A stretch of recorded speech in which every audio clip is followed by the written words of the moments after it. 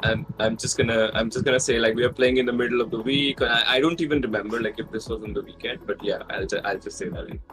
Already with the excuses, maybe it we was. haven't started the broadcast yet. Vroom, save it for when we're into this. Come on. Come on. I haven't even started yet. The people expect me to be able to welcome them into this 3rd place final in the Master Division of the Polka Dot Gymbreakers World Cup Edition. But I have a feeling they know if they're here because they can hear me because I'm always on these things. I'm omnipresent. When will y'all learn this? But if for some reason you haven't yet, I am Final Boss AJ. I am serving as your host, your ringmaster for this matchup between hated rivals, India and the USA, going at it here for the bronze medal in the Polka Dot Master Division. But as talented and as goddess-like as I am, I mean, all my titles, Queen of Ice, Battle Angel, Athena, whatever you want to call me, I cannot do this myself because I am but one demigod of a woman. So I am joined by 3 very talented casters yet again for the second time. I'll start with the person to my left who is a fixture in Gymbreakers. If you've been in the scene at all since its inception, you know who they are, you know what they are about, you know the kind of tone they are bringing to proceedings, and I'm glad to have them beside me today. DC Vulpix, a French legend, is here. DC, welcome in. Oh, thank you for this nice introduction. I'm really glad to be here. Comment a bit about us with the deep relationship with between India and USA. They are loving each other and fighting each other. It will be a great matchup today. Excellent. Thank you so much, DC. Now, in the top left, this would be where I welcome in my co-host from Thursday's broadcast, Jolt019, but Mexico got beaten so bad by Chile that Jolt's webcam quit in shame. So, in his place, the producer extraordinaire, stepping in, looking like he's about to serve a 3-course meal at a fancy restaurant, FishOnAHeater, the Aussie wonder, is stepping in. Welcome in, Fish. Hey, it's a pleasure to be here. Can't wait to get back to casting again. I haven't done it in a little bit, so I'm taking this opportunity and making something good out of it. I appreciate the effort. Fish also handling the production, so he is doing all the work, so I don't have to. And for that, I thank him every time I am on here.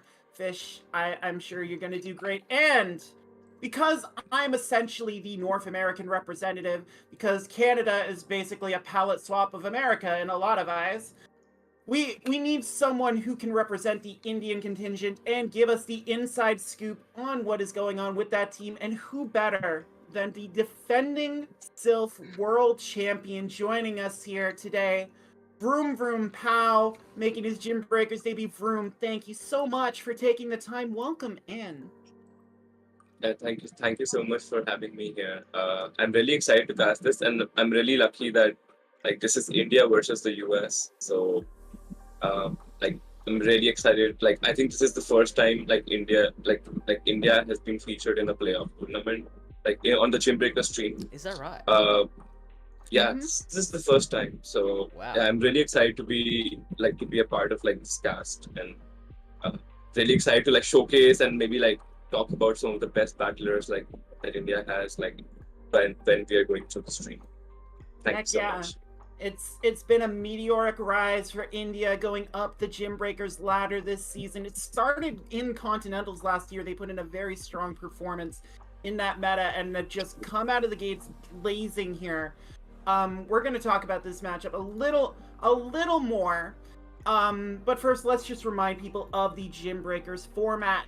If you're new to Gymbreakers is essentially the Pokemon Go Battling World Cup teams represent their countries and get the best battlers they can and go at it in the Silph formats of the day. So the group stages of this wave were done in Ionic, and these playoff matches were done in Polka Dot. So it is 8 battlers to a side. They're paired up in 4 different pods. Each battler takes on 2 opponents, and you are allowed to share information between those battles. So the first battlers get to give their teammates information on their opponent's movesets, maybe giving them an advantage in that second game. So it's very much about communication. It's like factions, only a little more advanced. Let's be real. So we have played through the brackets here in Polkadot. We are going to have all the battles for you that are going to be necessary to get to 25 points. The first team that gets to 25 points will take home the bronze medal. I know India is going to be very hungry. This is, as Vroom said, their first appearance here on the Gymbreakers stream. They want their first medal, but they are going to be starting at a 2-0 deficit here. And Vroom, can you give some insight into what happened there? I think it's safe to say like a bit of real life for some of the players, maybe like they because like this was happening, like we had almost a week-long window. Like I agree, but like I think a couple of players like had a bit of like stuff going on in their real life, so like they couldn't get back. And like it's like Gymbreakers, like in Gymbreakers, like you can get like a no-show when like you're 15 minutes late. So I remember like that one of the players was actually just 16 minutes late. So like just by 1 minute, like just that bit of like your real life sneaking through, like it can make a bit of a difference here. So I think that is definitely what happened. Absolutely makes sense, and we should remember that all these battlers do have lives outside of Pokemon Go. I know, hard to believe, but they do, and it is important to make sure we treat all battlers with respect, because we don't know what's going on the other side of the screen. We're just here for a good time, and you know, if you want to have a good time doing raids in Pokemon Go, you should check out Poco Raiders. It's an online tool for hosting and joining raids. They've been optimizing a fully custom raiding organization tool for over a year with over 3,000 raids a day and over 150,000 members. You must try their free raiding tool. And not only that, they have a dedicated community of Pokemon Go players. You can join their monthly PvP tournaments with cash prizes, find help from some of the best players in the world, along with access to infographics and information about everything coming up in Pokemon Go. Check them out at pogoraiders.gg or on Discord at discord.gg/pogoraiders. And that's why I'm the host, because I can just slip that in whenever I freaking need to. I'm a pro, baby. You know. Do you have it up by heart yet? No, I'm not that much of a pro. Come on. But hey, let's get this playoff bracket up. We can show you how these teams got to where they are. So, the way the group stage worked, 6 teams in a group, 4 groups, top 2 teams in each group qualified for this master bracket. There was a qualification round, and then we went to the playoffs, which this is actually a rematch from that qualification round. The USA did get the best of India 27-19 in that qualification round before we entered the playoffs here, which you can see on the screen. India had a very tough opening matchup against Japan, but did take them out 26-20 before I want to say getting Mexico'd by Italy 25-13. Am I saying that right? I think that's the proper term. Difficult one against Italy. Yeah, Italy definitely proving to be the chief rival, keeping India from that final match. Vroom, if you want to mention something about the battles that India faced to get to this point, I would love to hear your thoughts on that. It was definitely like we had to face both Japan and Italy to reach this third place playoff. Definitely, like I feel that I had a quick look around the time when we were in the semis. I had a quick look at the rankings, and I could see that like the big 4 in Gymbreakers at this point are Brazil, USA, Italy, and Japan. So definitely like the very like we were like, while it seems like while like if you look at the if you look at the bracket, like it looks like we lost to Italy, but like we are still pretty hopeful about this matchup because like even beating Japan is a big deal. Italy did get the best of us, but like like it's part of the tournament. Like one team is gonna win, one team is gonna lose, and Italy definitely played very well. Yeah, For sure. yeah. Japan, And like yeah. So, but yeah, like I'm still happy that like we have reached the top four. I think that's what Yeah. matters here. yeah, I can confirm as someone who got the winning point for Canada against Japan in the Naiad final of the bracket that Canada and Japan found themselves in. It is a pretty big deal to get a win over a team like Japan like that and get into this stage where you're in the same breath as those like Italy and Brazil have been the two most impressive teams in Gymbreakers this season, and we're going to talk about more about them tomorrow. We're going to put that aside for now. We do have to mention the Americans a bit below what we've come to expect from them being in this third place matchup. They've had a bit of a rough go in Ionic. Again, beat India in the qualification round here in Polkadot. Had to win a tiebreaker against Peru to get through that matchup, and then lost to the powerful Brazilian side. Who again, we'll talk about more tomorrow. But yeah, DC. If you want to say anything about the tiebreaker situation and how tough that can be on a team going into that, knowing it's a best of 5, and I mean, France has had its share of tiebreakers. Yeah, we love tiebreakers in France. So usually it's best of 5, but it's more like first to 3 wins. You have so depending on your opponents, it could take 20 to 1 hour, 20 minutes to 1 hour. Just depends on your opponents and their thinking time.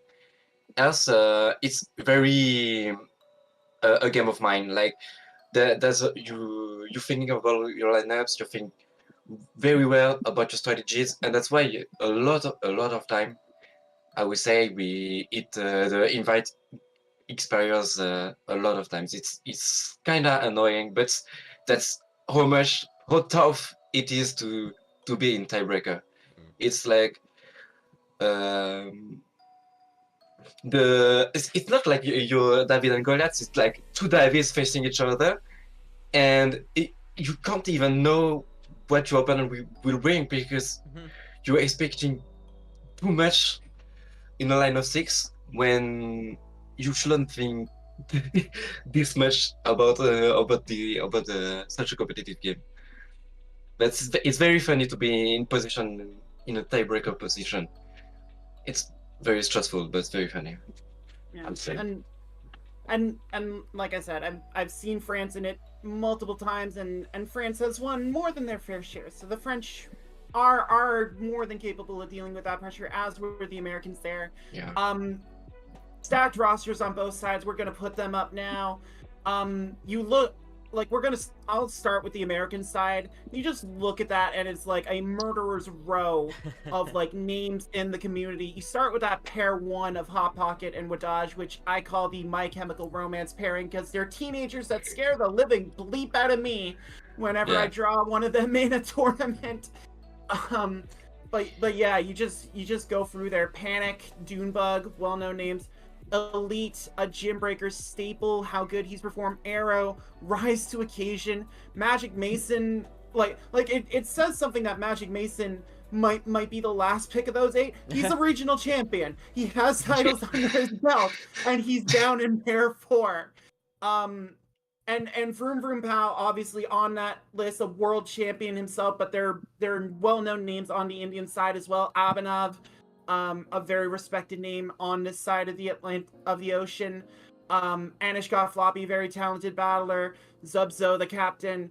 And that pair 2 matchup of Mohit and Beelzeboy, both very impressive in Polkadot for India. Vroom, if you want to go into a little more detail about this Indian roster. Definitely.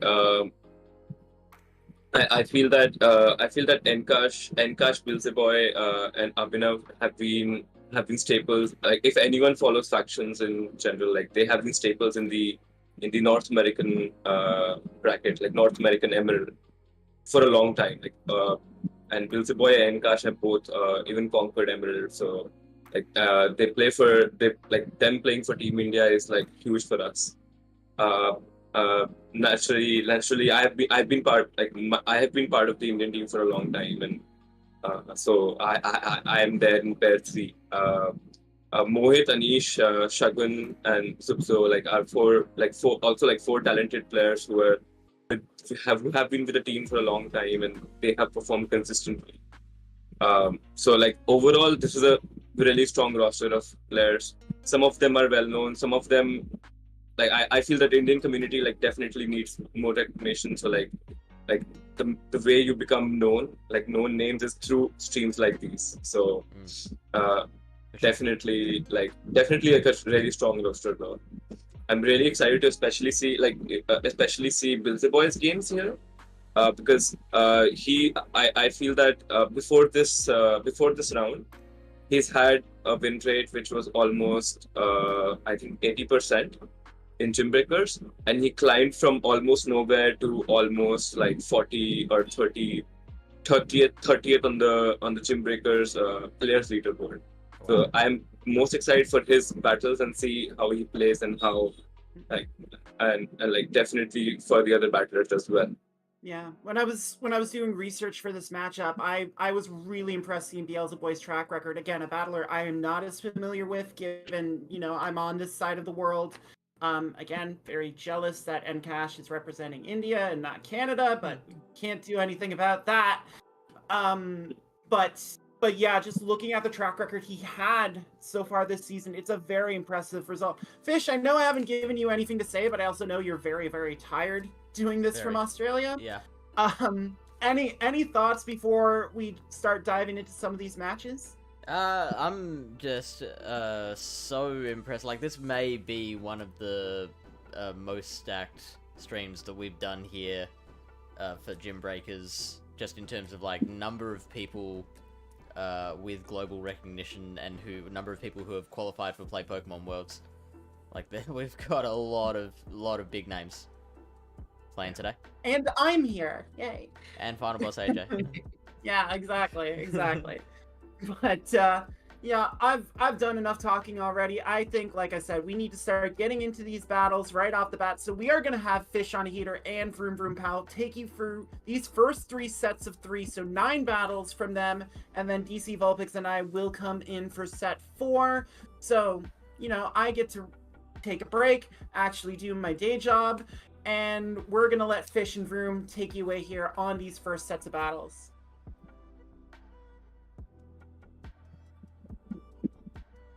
And here we are. So, we got Zubzo and Magic Mason first up. Vroom, give me your thoughts about these teams. Definitely. Looking at these matchup, I feel that a couple of Pokemon really stand out. I think Zubzo's Dugong really stands out because it covers a lot, and although it loses to Galvantula, it's still a pretty neutral matchup. Dugong can definitely pull its weight with that matchup. Secondly, this Castform. Castform has been a staple in this meta, so and it's definitely one of the best Pokemon, and with energy, I kid you not, it can even beat a counter user like Donphan. So I would be really excited to see how Zubzo navigates this matchup, and especially Arcanine being a spice pick that can really put a lot of fast move pressure on the opposing team. Yeah. And Zubzo definitely seems to be following a fast move heavy approach with Girafarig being able to confusion through opponents with Psychic Fangs, Arcanine running Fire Fang potentially. I'm not sure what he's running. We can see. Gymbreakers does allow you to alter your movesets to to be able to handle your opponents, and Cash Form and Galvantula. So definitely interesting to see. Magic Mason definitely his Oranguru seems really good. So what are your thoughts on the matchup? I'm just wondering about that Girafarig versus Oranguru as the confusion user of choice. My personal pick is probably the Oranguru, because that foul play you get to the foul play reasonably quickly, and Oranguru is just tanky enough to be able to get to enough of those foul plays to really pressure all of the other confusion users in the meta. So that's why I think Oranguru has the upper hand. But then like you said, you mentioned Psychic Fangs on the Giraffe Rig, which can really ramp up that fast move pressure, which is so vital in this cup. Definitely. All right. Giraffe can be like a really interesting closer. Sure. Oh, and here we go. We got some Arcanine action straight away. Now, Magic Mason is countering with the Cast Form, which is the natural counter with that Weather Ball Rock. Now, I believe that was a CMP tie. Zubzo is throwing the Psychic Fangs, which Magic Mason will not shield to begin with. And the Cast Form is throwing Weather Ball Rock now, which Zubzo smartly shields. And we're going to be seeing a lot of, like with the Psychic Fangs, we're going to be seeing this fast move pressure like really ramp up, and we can see it's really, really ramping up. Wow, and managing to get a CMP tie on the second one as well. So Zubzo managed to get enough energy at the start of that matchup to be able to get to that second Psychic Fangs, and it does get the shield from Mason, who now throws that second Weather Ball Rock. Surely now the Arcanine will be leaving the battlefield. Definitely, like he decides to let it go and comes in and farms down the Dugong. Dugong with energy. While Dugong was led into the Galvantula, like it's not a straightforward matchup for Galv when it comes to facing a Dugong with energy. So like he goes for the Icy Wind now, and Galvantula actually shields it up. So normally when you see a Galvantula shooting the first move, it's a general indication that they plan to go for a lunge, or maybe that's what they wanted Zubzo to think, because going straight for the discharge and Zubzo not shielding, the bait has been cast, the discharge comes through, and now the Icy Wind will come in on the Galvantula and do a fair bit of damage back to it. Zubzo definitely planning to save a shield for the Cast Form and sweep with it. Unfortunately meets with the Donphan, which may be the best answer Magic Mason has for the Cast Form. Yeah, especially with the shield as well. Now, if the Cast Form was running Energy Ball, that actually might be a very different situation for Zubzo, but unfortunately running the double Weather Ball moveset, so doesn't really have the tool set to hit back at this Donphan. Builds up to 2 normal Weather Balls. This might be enough. Room? That's still pretty close. It should be. I want to see if we can reach the second. Barely misses out the second Weather Ball. Like definitely close matchup. The Galvantula being so close to the move. Actually, like it was at the move. Definitely Magic Mason takes game 1 here. And you couldn't get much closer battle for the first one. That was a lot of twists and turns. I thought one person was winning, then the next person. Definitely, like in the end, like as you said, like if Zubzo had an energy ball, maybe it would have been definitely even a closer game. Although like knowing that Galvantula had a move stored in the back, like it could still be a bit tough even if he had the energy ball. It would have. So yeah. Definitely. Alright, so let's check out how they adjust for battle number 2. We see the Oranguru come out and gets met by a Jumpluff. This is a fairly neutral matchup. It will take 2 charge moves from the Jumpluff to take out the Oranguru. It's pretty hard for an Oranguru to take out a Jumpluff. It's pretty hard for most things to take out a Jumpluff, to be honest. So I'm interested to see how this battle plays out. Both trainers staying in, and we see the first acrobatics coming through from the Jumpluff. We are going to be seeing how bulky both of these Pokemon are. Like, despite being almost an Outrage clone, this Acrobatics only does about 50% to the Oranguru. And Oranguru goes for the Psychic now, which Zubzo shields it up. It does like about 40%, but Zubzo smartly shields up and tries to manage some energy on his Jumpluff. Now we see the Fairy Wind damage. Oranguru shields back. Yeah. Yeah. We see the Fairy Wind damage has put it into Energy Ball range. Now we try and get the Cast Form in there. So Mason looking to soak up this Acrobatics damage. And again, because Jumpluff is such a high bulk, low attack Pokemon, this very powerful move is not going to do the most damage. And now the Arcanine comes in. So the Cast Form is going to be able to get to at least one Weather Ball, probably a second. So we're... Wait, are we not going to see a shield? Oh, we do see a last second shield from Zubzo. There's the second Weather Ball. Another Weather Ball. Tried to go for the farm down, yeah, but did not get there in time, and that's going to be a huge blow for Zubzo. The Arcanine does survive. Still survives it, and actually able to farm down the Gastron. Wow. Even now. So now we are going to reveal that second move. Running Crunch, which definitely hits Donphan for a lot of damage. And this matchup looking, this is all, Magic Mason has a shield up, but this matchup is looking good for Zubzo now.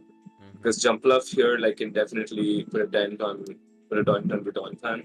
That is an comes up and snipes from Nason. Now, does the foul play actually KO from here? Because we know that Jumpluff is so bulky, it survives. Wow, so now the Dugong will come in. The Jumpluff does have that Energy Ball saved up and is prepared to use it against that Donphan as well. So this is all in Zubzo's favor now. The Oranguru won't be able to do enough with this Psychic to take out the Dugong.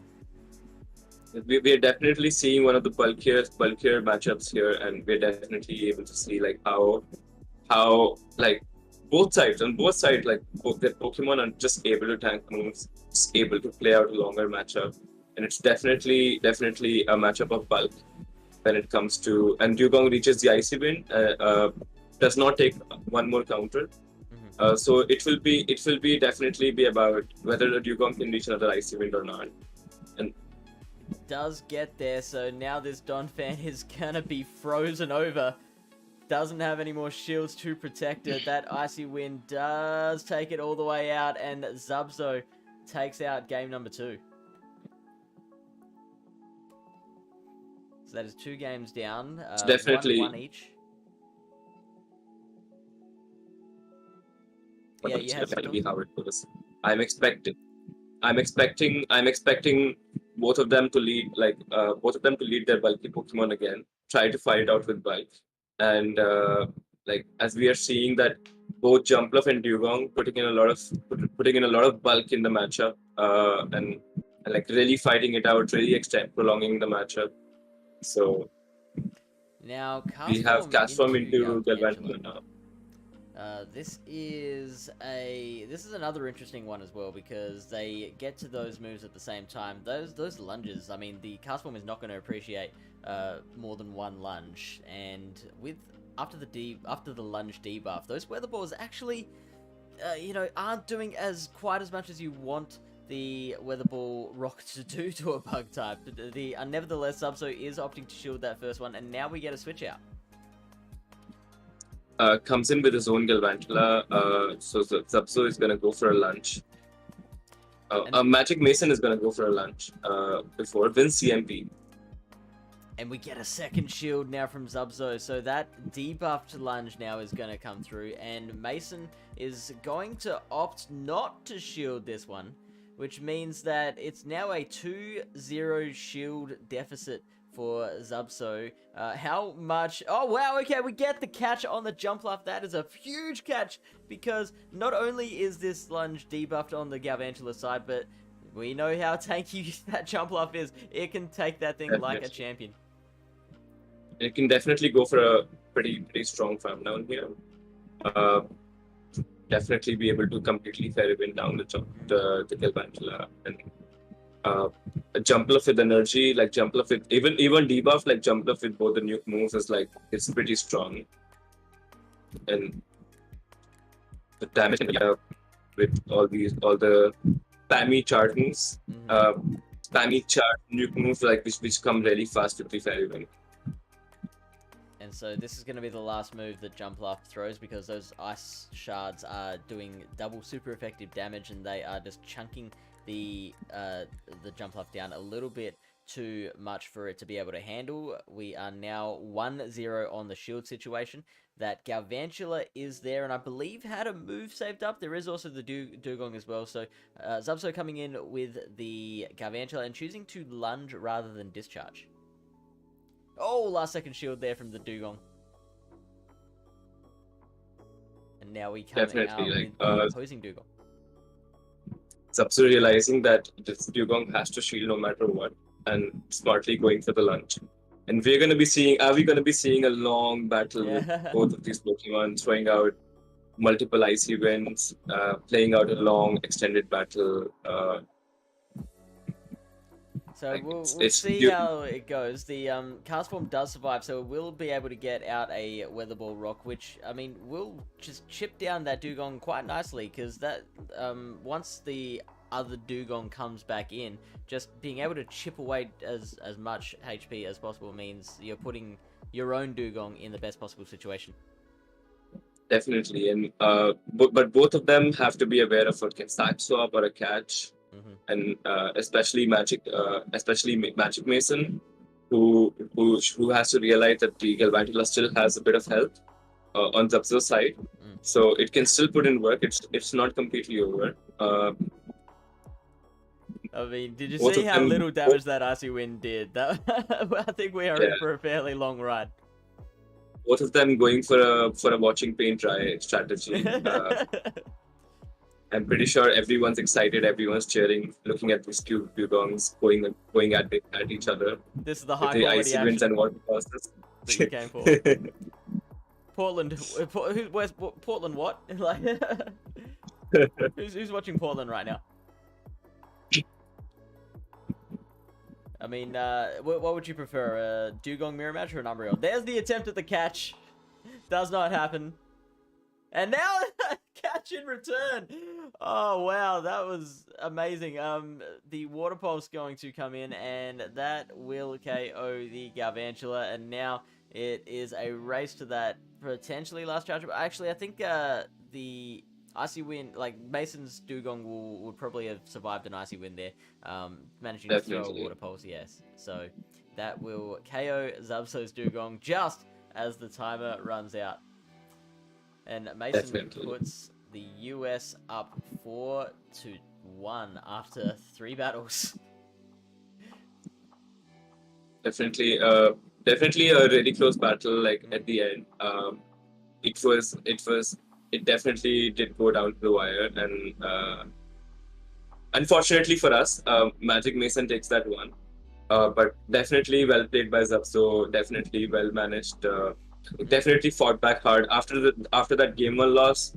He definitely fought back really hard.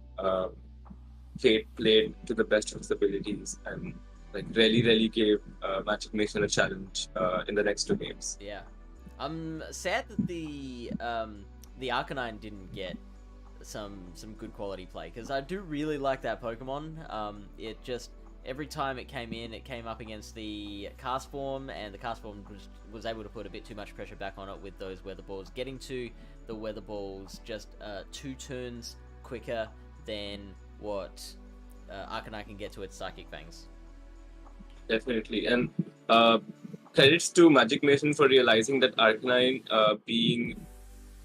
being the safest Pokemon for Zubso, in fact, with like Fire Fang damage hitting everything on Magic Mason's team, the Arcanine was likely to show up in the back, so he was able to lead his Galv and avoid the Arcanine. But he was pretty sure that like safe swapping Galv could be very disastrous for him because of this Arcanine. So. Alright. So that was set number 1. And we move on to set number 2. This is Abhinav versus Hot Pocket. Room. Give me your thoughts. It's definitely, both of them are, two of them, like both Abhinav and Hot Pocket are like extremely talented, and I am a bit excited to see like how I can, like from my perspective, like Oranguru looks good on both sides. So I think the most, like between them, it's almost the mirror team with Abhinav using Cilio and Pocket using the Casform. Mhm. And definitely, it looks like whoever plays the Oranguru better, like whoever is able to play out the Oranguru can win this. So looking forward to this matchup Yeah. for sure. For me, Blaziken was a very interesting Pokemon during this cup because it, of course, is a counter user, which means you might like it as your counter to a normal cast form. But if your opponent safe swapped the cast form, then it actually became a little harder to counter swap with your Blaziken because they were suddenly they had that energy lead, which would allow them to get to that weather ball before you can get to a Blaze Kick, which meant you started having to use shields, which isn't ideal. On the other hand, the Pokemon that you would think that it does bad against, which is Samurott, Blaziken actually wins that one in the 2 shields because of that constant counter pressure. So Blaziken very, very interesting in this cup for those reasons. Definitely, and we're actually because Gymbreakers like allows you to TM your movesets according to the opponent. Like we also have the potential to run Fire Spin on the Blaziken. Like knowing that Right. both of these opponents have 3 Pokemon each, which take super effective damage from Fire Spin. It will be interesting to see like if either of them decides to run Fire Spin or like both of them decide to run Fire Spin. That can be a difference maker in one or like in one of these games for sure. Yeah, it's difficult to plan for needing either Fire Spin or counter in regular solo Silph, but yeah, in Gymbreakers you have that advantage of being able to look at your opponent's team and analyze what works best for you. Definitely, and we should just head into the battles now. Alright, Yeah, looks like we just have seeing Hot Pocket Pocket side on side. this one. Let's see how we go. We have Oranguru versus the Beedrill. So this is where fast move pressure comes in, that Oranguru should just need to shield once and then the Confusions will do their work against that Beedrill. The X-Scissor is going to come through and Oranguru will be able to survive one, but Hot Pocket not wanting to take that damage just yet. Hot Pocket, knowing that the Beetle is staying in, Hot Pocket is probably predicting Blaziken in the back, and that's why he's making sure that the Oranguru is preserved, so it's able to play out a longer matchup later on versus both the Beetle and whatever comes up next, for sure. So now both players using a shield early. The Jumpluff is now going to come in, and we saw this play out with the previous matchup with Zubzo and Mason, how it will take 2 charge moves either side to KO the other Pokemon.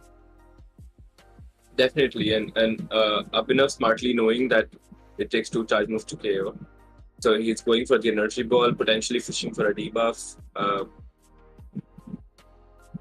and going for the acrobatics now.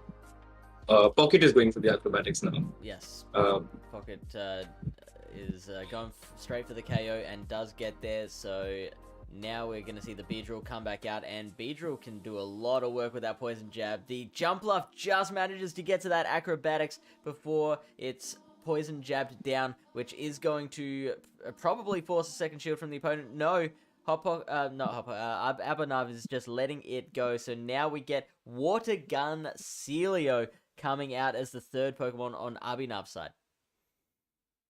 Water Gun Cilio definitely looking interesting, and it's really surprising. It's really interesting that Abhinav managed to actually bait out the Jumpluff, because like with Water Gun Cilio is not a hard counter to Jumpluff anymore. Normally No. Cilio does very well versus the Jumpluff.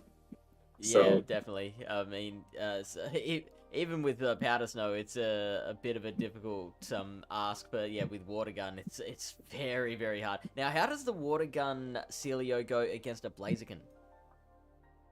Water Gun Cilio definitely like the fast move pressure like really adds up, as you just mentioned at the preview. Like a Blaziken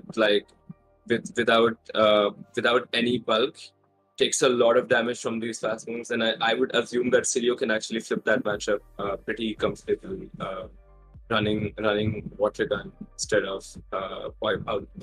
typical Powder Snow. Alright, so that'll be one to watch out for as Hot Pocket takes the first point for the US in that set. So now they are up 5-1 against India, and we get some shiny B on B action. So both players running the shiny B drill, and both players staying in to start off with. Definitely, and it's really interesting how this matchup turns out, because one bait or like landing just one drill run can flip this entire matchup. It can make a huge difference. So Abhinav goes straight for the drill run, does not bait, and Pocket smartly shields it. So Pocket decides to wait, trying to prevent the catch on the jump bluff, and goes for the drill run as well. And Abhinav lets go. Shielded. And goes for the catch. This is going to be a triple resisted drill run on jump bluff. What a huge catch from Hot Pocket. Look at how much damage that does or doesn't do. And now, wow, coming out with the water gun Celio. That is Abhinav's best response. So Abhinav coming out with the water gun Celio, but like even though the water gun doesn't really add up, Pocket still has to be aware of them running Aurora Beam, which can potentially one-shot the jumper from almost one-shot the jumper from that health. And he smartly shields this, smartly goes for the shield. So Celio, even though it's running water gun with like a shield advantage, it can still put in a lot of work in this matchup. And Energy Ball barely doesn't even KO. Yeah, so Celio can comfortably survive one of these moves and definitely comfortably survive it. Comfortably tries to reach the Aurora Beam. Pocket comes in with the Oranguru. Yes. Realizing that they were running Beetle lead, they're mostly gonna have a Galvantula or something weak to something strong versus their own Oranguru in the back. And now we see the opposing Oranguru, so Abhinav opting to go into that mirror match there. I did actually really like that counterplay, the interplay between that jump bluff and the Celio before, but that we'll have to get back to that a little bit later on, because now we've got this monkey action happening, and no shields left on Hot Pocket's side, so this foul play is going to come through and KO his Oranguru. So Jump Bluff going to come back out and throw this energy ball before the Oranguru can get to another charge move, which would put a little too much pressure on. Now we do get the second shield. The Oranguru building up to that final foul play, which should KO from this range. And looking like it's finally going to be up to the Beetle to put a close to this game. But Jump Bluff actually survives, but Pocket swaps to the Beetle and goes for the X-Scissor, which definitely will KO this Oranguru at this point. Yeah, absolutely. And alright, the Beedrill is loaded on a little bit more energy and manages to fast move down the opposing Beedrill. So now it's just the Celio left, which cannot do anything, and Beedrill managing to poison jab down the entire rest of the team. And that's a point for Hot Pocket. I'm really surprised that we are not seeing the Blaziken at all from his side. Like, I was really interested to see whether they can run Fire Spin or they can run Counter. Like it seems to have a lot of play versus both Blaziken seem to have a lot of play. Hot Pocket's Blaziken less so because of that Water Gun Celio. But we are entering into the game 3 with a neutral matchup. Jump Bluff into Oranguru. Yeah, and we see, I believe that is the Cast Form and the Oranguru on Hot Pocket's team in the back. So Hot Pocket opting to stay in, both trainers opting to stay in, and we get the first energy ball coming in. Now the Oranguru takes that like a champion, and then we see the Beedrill coming in, and still Hot Pocket not panicking, just building up to that acrobatics, taking a bit of that super effective poison jab damage. It's fine. Jump Bluff can do this. Jump Bluff is fine, just building up to an acrobatics, throwing that, taking a shield from Abhinav, and then still going, building up more energy. Finally, we get the switch out, and now Abhinav will be able to throw one of its moves onto this Cast Form. Pocket's gameplay here tells you that he's most likely predicting the Blaziken in the back. He's very careful, bringing out his Oranguru and sacking it, because if it's a Blaziken, Blaziken with energy can take out Decast form and jump off. So like he's really careful not revealing his Oranguru. So what we need to see is whether there is a Blaziken on the back or not. I'm really interested to see that. We'll see. This is Battle 3, so I want to see some Blaziken action.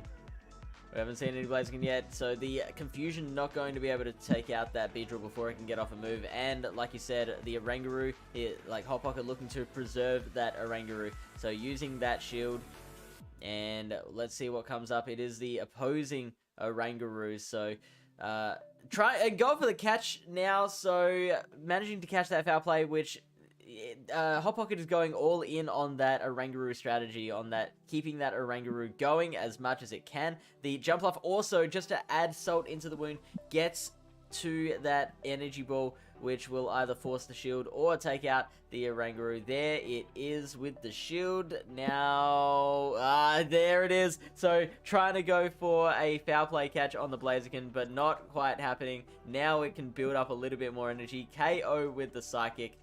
Before coming back into that Oranguru mirror to finish it off. And this is the Blaziken. There's the Blaziken, like the Fire Skin Blaziken we talked about. And Pocket smartly preserving his Oranguru, knowing that even if the Beetle is safe swapping, like normally, like your reaction would be to go into your Oranguru right away, like knowing that the Beetle is weak to confusion. But Hot Pocket smartly preserving his Oranguru, smartly playing out like throwing an acrobatics or jump love, then maneuvering around the Beedrill, anticipating there to be a Blaziken in the back. So really well played by Hot Pocket. Yeah, that's sure. a masterclass in team reading. Definitely, for sure. And like definitely not just team reading, but like many players, sometimes they have this impulse to swap into the right hard counter right away. And like, but managing to keep calm, managing to make the correct play, because the Blaziken with Fire Spin and Blaze Kick and Blast Burn can potentially sweep through the lineup once Oranguru is gone. So definitely like really well played by Hot Pocket to win this game. Alright, so let's move on to set number 3, and we have Zubzo's back and looking to redeem themselves against Rise to Occasion, which is a very tough trainer to try and make your comeback against. Yeah, definitely. Rise, like I love Rise as a battler, and we are seeing like the team US so far like going all in on the Oranguru, but Rise running interestingly both Oranguru and Girafarig. So it seems like while like Rise is recognizing that Oranguru is like really strong, but he's also not willing to let go of the Girafarig in his team, and knowing that Girafarig with energy can like really Psychic Fangs and debuff through like everything. It can eat through everything. So I'm hoping, even though I'm from Team India, I'm hoping we can see like how this Girafarig plays out. We have seen how the Oranguru plays out so far. Yeah. We want to see how the Girafarig plays out. See more action. Yes, definitely. Like Rise will be looking to bring his Girafarig in this matchup and play out. The damage can really add up versus all of Zubzo's Pokemon. So I expect we're gonna be seeing Girafarig, Gas Form, and I don't know. I feel that Galvantula at this point is a Rise favorite, knowing from all like how he's played before. So I would not be surprised if Rise decides to go for a Galvantula anyway, simply because it's his favorite, one of his favorite. Sure. And I also see Rise going with his own Fire Breather in the Litleo over the Arcanine.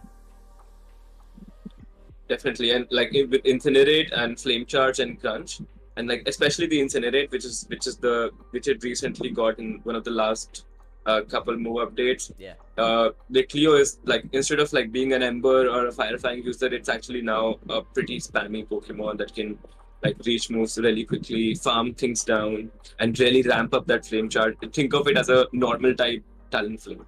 Yeah. All right.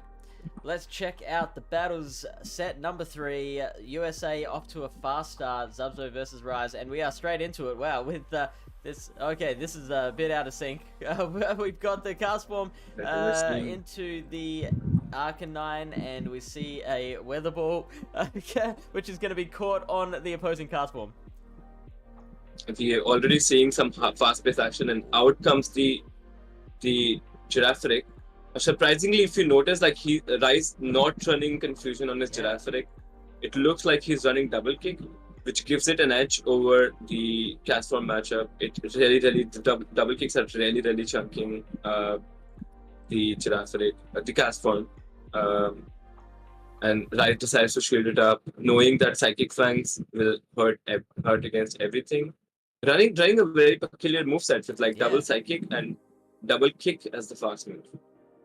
Double kick, double psychic, and you can see how much energy it's given him after this cast form matchup. So managing to farm that down and then going in against the opposing cast form, just going for the Psychic Fangs now. Like, we'll be able to throw multiple of those. The switch clock isn't up, so Rise is forced to stay in and just try and get as much damage in as possible, and as much chip damage as possible. Now, we don't see a second Psychic Fangs. We actually see Rise build up to a Psychic now and throw that, which is shielded. So now, revealed both of the moves on the Girafarig, which is very valuable information for Zubzo. But we can see this Girafarig, like, as we predicted, like this Girafarig is putting in so much work. Both Girafarigs are putting in so much work. Like both going at each other, both debuffing. I think we've already seen 5 Psychic Fangs thrown already in game 1. So this is already setting the tone for the rest of the games, like how it's gonna play out. Just a side note, like Gymbreakers, like being a team event allows you to stream your games with like your teammates. But this is definitely what we are seeing on the left. Like playing it out like a team, discussing with their teammates. But like Litleo here, like definitely comes out to close the game. Rise knowing that Litleo has neutral coverage across Zubzo's entire team, so preserving his mid will be very and playing out this matchup. So Rise is now opting to get in an extra Incinerate of energy, which gives you a lot of energy, obviously, and taking one Psychic, or not exactly taking the Psychic Fangs, it is shielding the Psychic Fangs. So opting to use that shield in exchange for more energy, and now Zubzo is going to do the same thing. So Rise does get to that final crunch, and that is thanks to the extra energy that he got for free, basically, after Zubzo threw the Psychic Fangs. Definitely, and I think we're definitely looking. This matchup was really close, but we're looking at Rise being a masterclass in managing his energy with like his Girafarig, with his Litleo, like managing his energy, knowing when to preserve his mons, throwing out the correct moves, and definitely because of that, Rise to the occasion definitely takes game 1. And yeah, that double kick with double Psychic Girafarig, really interesting choice, but did so much work for him. Definitely, this is one of my favorite things about the Polkadot meta. This is one of the first times I'm seeing Girafarig being used in general. So, like, really interesting to see how these unfamiliar, like, spicy Pokemon play out as the main meta in one of the Silph metas. So, like, we are seeing Girafarig versus Litleo. Would you have imagined seeing a matchup like this, like Girafarig versus No, never in my days. When I first started Pokemon Go PvP, I never thought one day I hope to see a Girafarig versus a Litleo matchup at some stage in my career, but now it's happened. I can cross that off the bucket list. So we see the Oranguru is now going to take out the Girafarig with a foul play. We also saw that Rise didn't immediately swap out of that matchup when the I forgot which Pokemon it was, but when there was the Jumpluff lead, Litleo into Jumpluff, and Zubzo switched straight out. Rise didn't switch out straight away, built up to a crunch first, threw it against the Girafarig, I think it was, and then switched out. So putting on a bit of shield pressure first, which will pay dividends later on in the battle.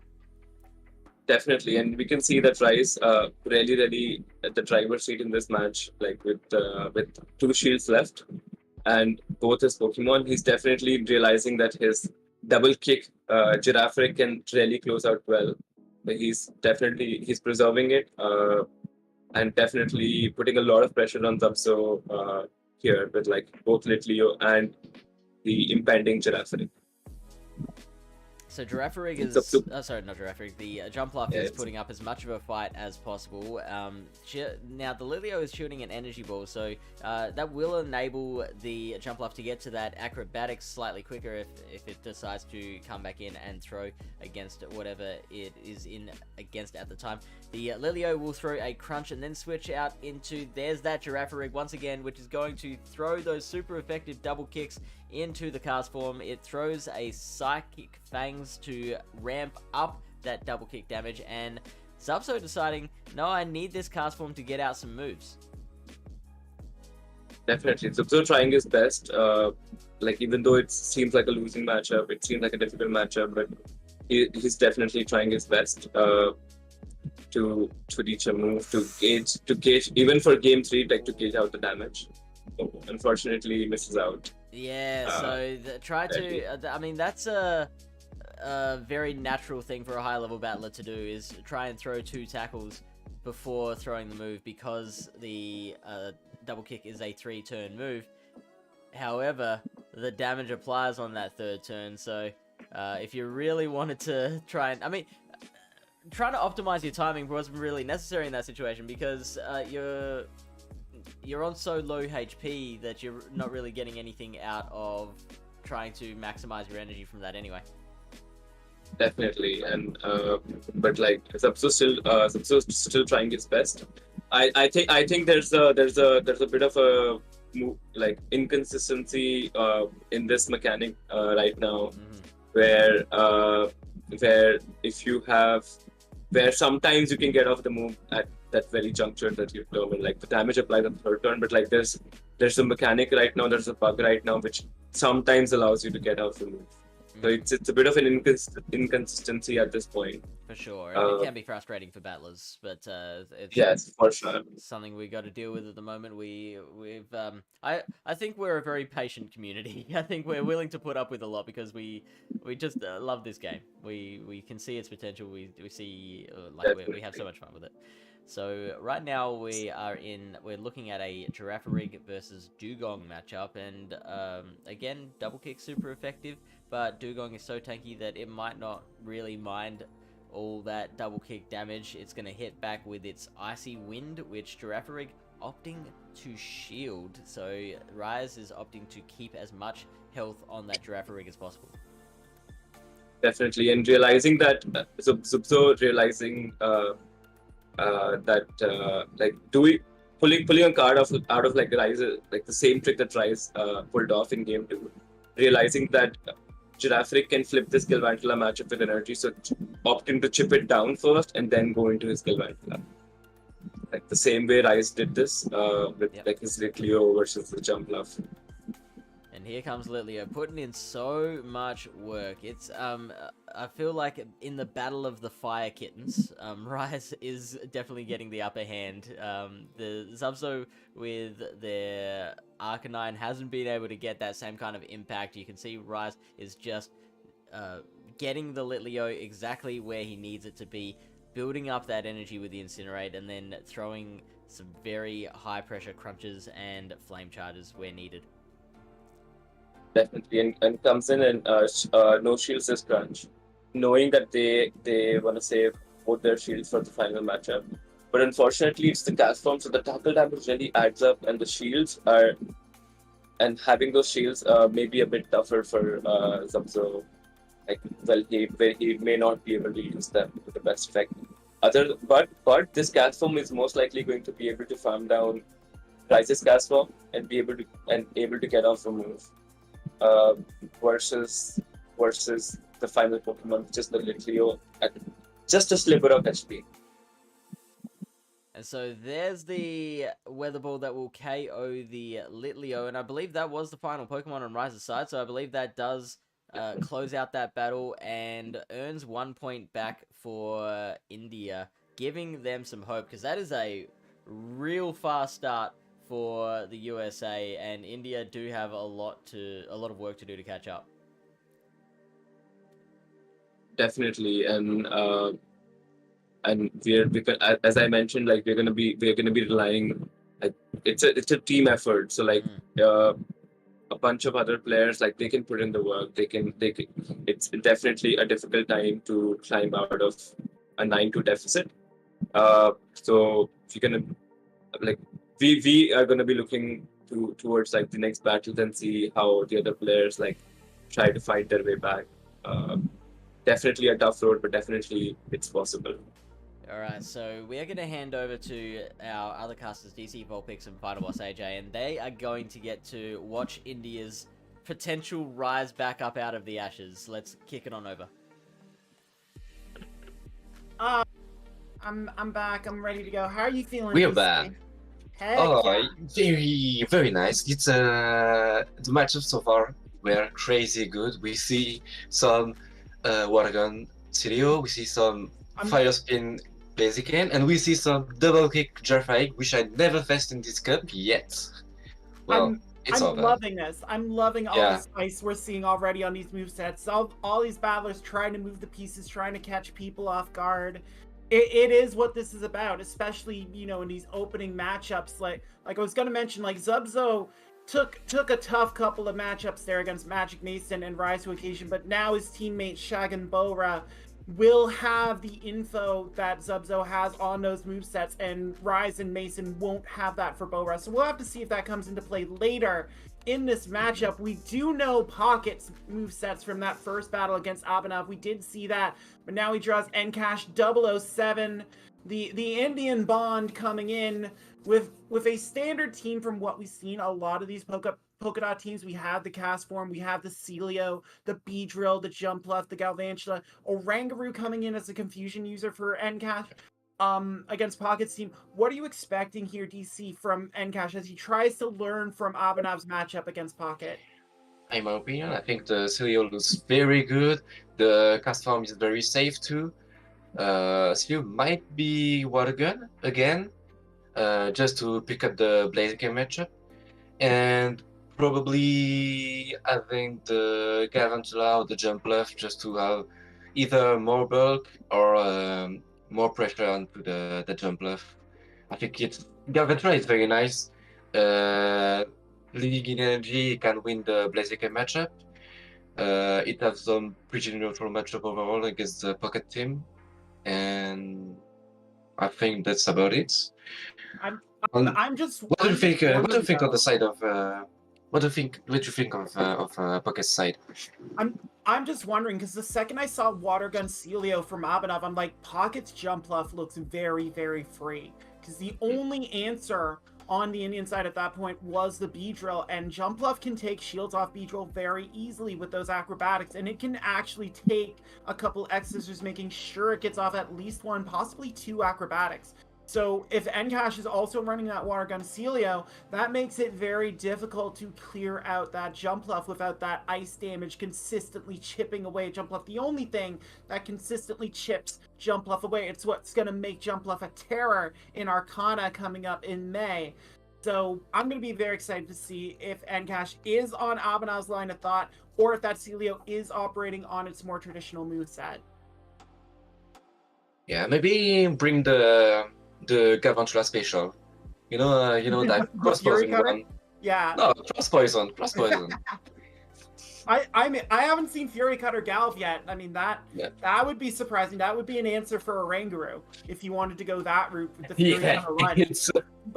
It's a risk path, but it's one path.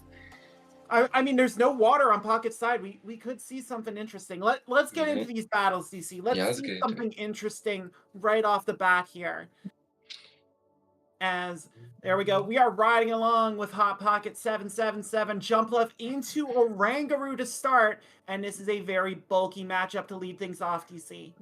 It's quite neutral. I think you need 2 trap moves from the Jumpluff side. If you land the Psychic, you can basically farm down the Jumpluff, I think. Well, trying the acrobatics. Maybe you get a shield right now.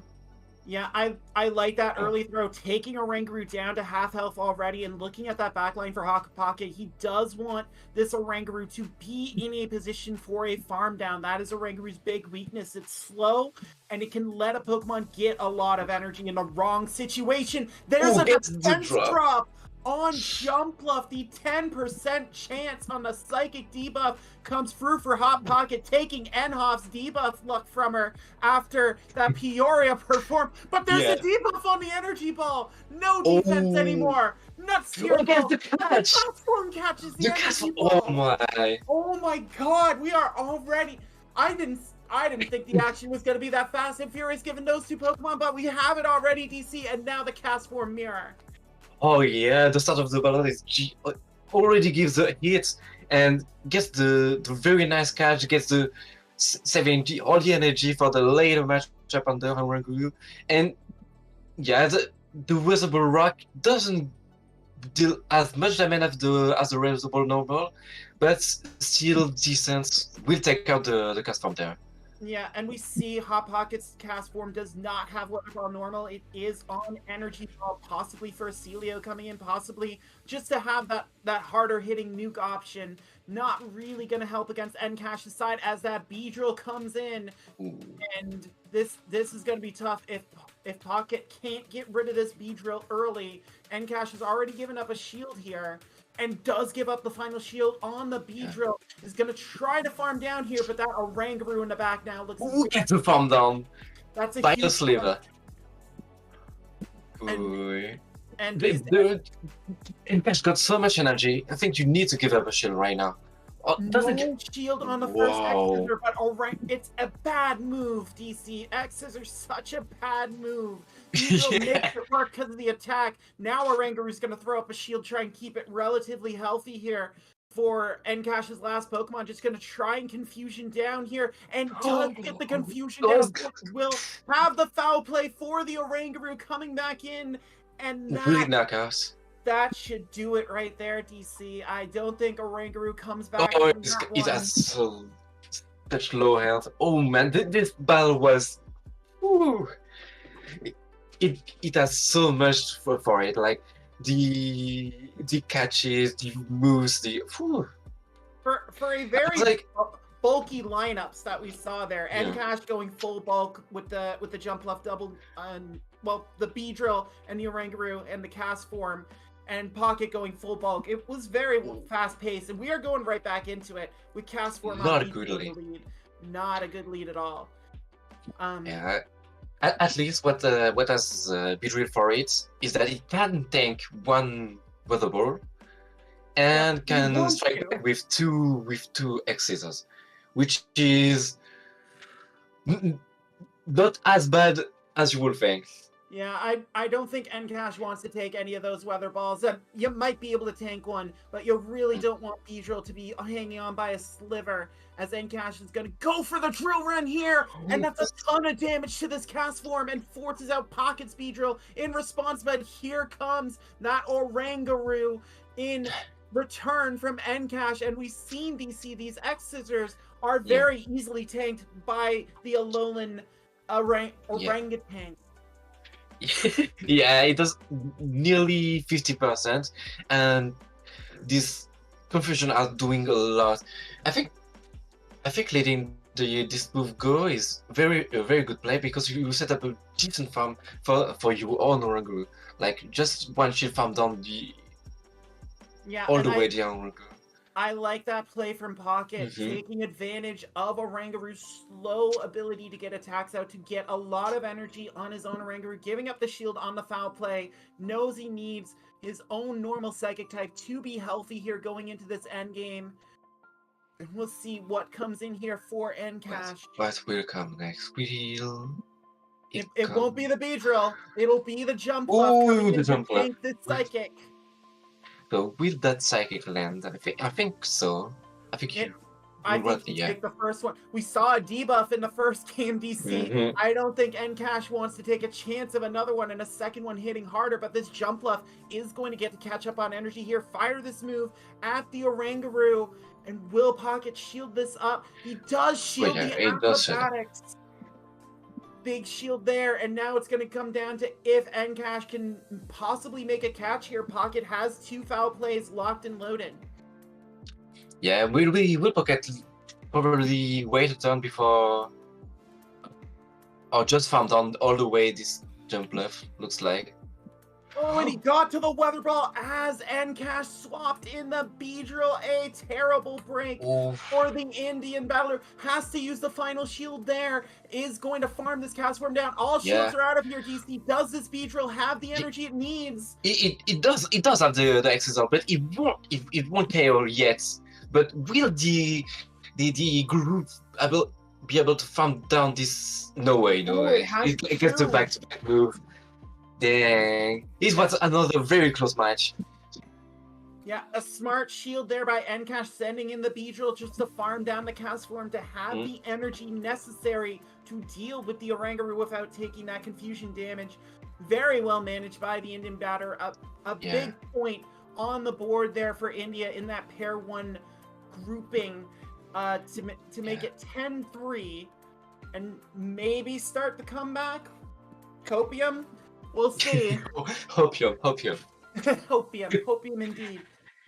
Beedrill on jump left, so a pretty good start for Pocket here in game 3 with this jump left needing to throw acrobatics to get shields. And yeah, Encash wants no part of it. Oranguru's going to come in immediately to try and deal with this Beedrill. Yeah, the fast move damage will be nice. I think you will switch out your Beedrill instantly and get to do jump left. You will tank easily this charge attack. Easily tank this charge attack, and probably farm a lot of energy. Like probably go to 100, throw the energy ball, have something to hit that jump left back. Yeah. Once he comes back to the field. Yeah, and that is the thing with Oranguru. It is much like Jumpluff, has a lot of bulk, but can't really deal the damage. Jumpluff able to clear it from the field with that energy ball, and now the Beedrill is going to come back in for Encash and get a lot of farm here. I think this is a shield and farm down call, DC. It is shield and farm down call. Like, the energy will be so precious and so useful right now. The X is off for the Guru, the drill run for the Beedrill. And we see the Exeter. It will do like 40%, but it's still good enough damage for the late game. We'll have to see what Encash's third is here. If it is indeed that cast form again coming back in, Beedrill gonna start spamming these moves out on Oranguru. These X-Scissors do draw the first shield from Hot Pocket, needing to keep this Oranguru up. It is the Jumpluff in the back, and it will come back in against Beedrill. And Beedrill's gotta try and do something here to do some damage to this Jumpluff to make it more manageable for Oranguru. But that's gonna be very tough with these X-Scissors doing a fraction, not even mussing the cotton ball on that Jumpluff. So that's the problem with Beedrill. Like, it's not a shadow, so it doesn't do as much damage as you would do. It's the fast move damage isn't enough. Like. You need more damage, and that's why you usually play Shadow Beedrill instead of the normal one, which you're not allowed to in this cup. Yeah, Jumpluff has been eliminated. Encash going to that Beedrill, trying to get as much energy as possible for the Oranguru since the shields are down. Probably willing to go to the farm down the Beedrill and double explode that. Yep, there's the shield. There's another X-Scissor, but as we've been saying this entire matchup, X-Scissor is a terrible move, and Beedrill resists it. It's one of the few things Beedrill can tank. What? And here's the confusion confusion's through. Is this going to be enough? The X-Scissor No way. It is not enough. That confusion takes out Beedrill, and that X-Scissor at the death from Pocket's Beedrill is enough to make sure that America comes away with another 2-1 victory and makes it 11-3 early on in this matchup. They're already almost at the halfway point, DC. Yeah, it's almost halfway. Like, it got the double XSR, just couldn't make it to it because, well, the confusion hits before the second charge move. And this match was amazing to watch. That just tells you how on point you have to be with your energy counts. I think if Ncash knew how close that Beedrill was to that second X Scissor, I think it throws. I think it throws it and then has to take the confusion to farm back up on the Oranguru, but trying to make sure the double up was there ended up costing him the ability to throw that double up. So just a very tightly managed game. Just Pocket had to find that opening, found that opening, and a very impressive performance for Hot Pocket in the early going of this matchup. So we got a fellow caster and Arrow there. I think this is the first time I've actually called a Gymbreakers with a caster battling. So this is going to be very interesting. I can't wait to hear what Vroom Vroom Pow has to say about this coming back in. Taking on Arrow to start things off here. And we see that Nidoking on Vroom Vroom Pow side. I love the Nidoking pick. This is a Pokemon I honed in early on in Polkadot. I really want to see what the second charge move is on that Nidoking, because you're assuming Nidoking's going to have Sand Tomb. It's what allows it to function as a Nidoqueen in this cup with that Sand Tomb debuff. But you can play around with that second move. I ran Earth Power on my Nidoking because I wanted to be able to hit the mirror. I wanted to be able to hit for stab damage. I wanted to be a little quicker than Sludge Wave. And Earth Power won me quite a few matches, especially against Cast Form. A lot of Cast Form did not see the Earth Power coming, and I was able to wipe them out. So I'm really interested in that DarkIcee. So I think that matchup I will run the Mega Horn instead because of the jump bluff. You hit at least for neutral damage. For the Orangu, it's kinda even. I would say you still get shielded on farm down anyways, and it will hit a lot on Beedrill besides being resisted. So Mega Horn seems like the better move. Although Sludge Wave it's hard, but it's too costly. Yeah, for a move. I mean, the other thing I'm looking at with that Earth Power is against Beedrill, which we've seen Beedrill is such a force in this cup when you have energy. Like you said, Mega Horn is not helpful against Oranguru. You're just gonna die. You're gonna go down. That's fine. But I think the Earth Power is just useful against the bugs that Arrow is bringing in, that Beedrill Galvantula, which I'm happy to see double bug, because we saw Mexico try to make triple bug work on Thursday. It did not work. Stop trying to make triple bug work. But I want to, and I think that Samurott is going to have a lot of, I think that's where the Mega Horn is, DC, on that Samurott, just to be able to have that nuke option against the Oranguru, against the jump bluff if you're caught in there. Even against the Cast Form, if you think you're only going to get that one move off before Weather Ball comes in. There's a bit of more damage that you will need later in the game, maybe. Yeah. So I guess that's all about it. But I'm pretty sure you won't. Nobody will bring Gav there. Maybe Vroom Vroom Pow will bring it, but it really doesn't look that good in that matchup. It doesn't have a lot of targets with no water on Arrow's side, but let's see how our battlers choose to play out these matchups as the lovely and talented Fish goes in. We are riding along with our fellow caster as Cast Form gets Beedrill on the lead, and that is a very nice lead for Vroom Vroom Pow.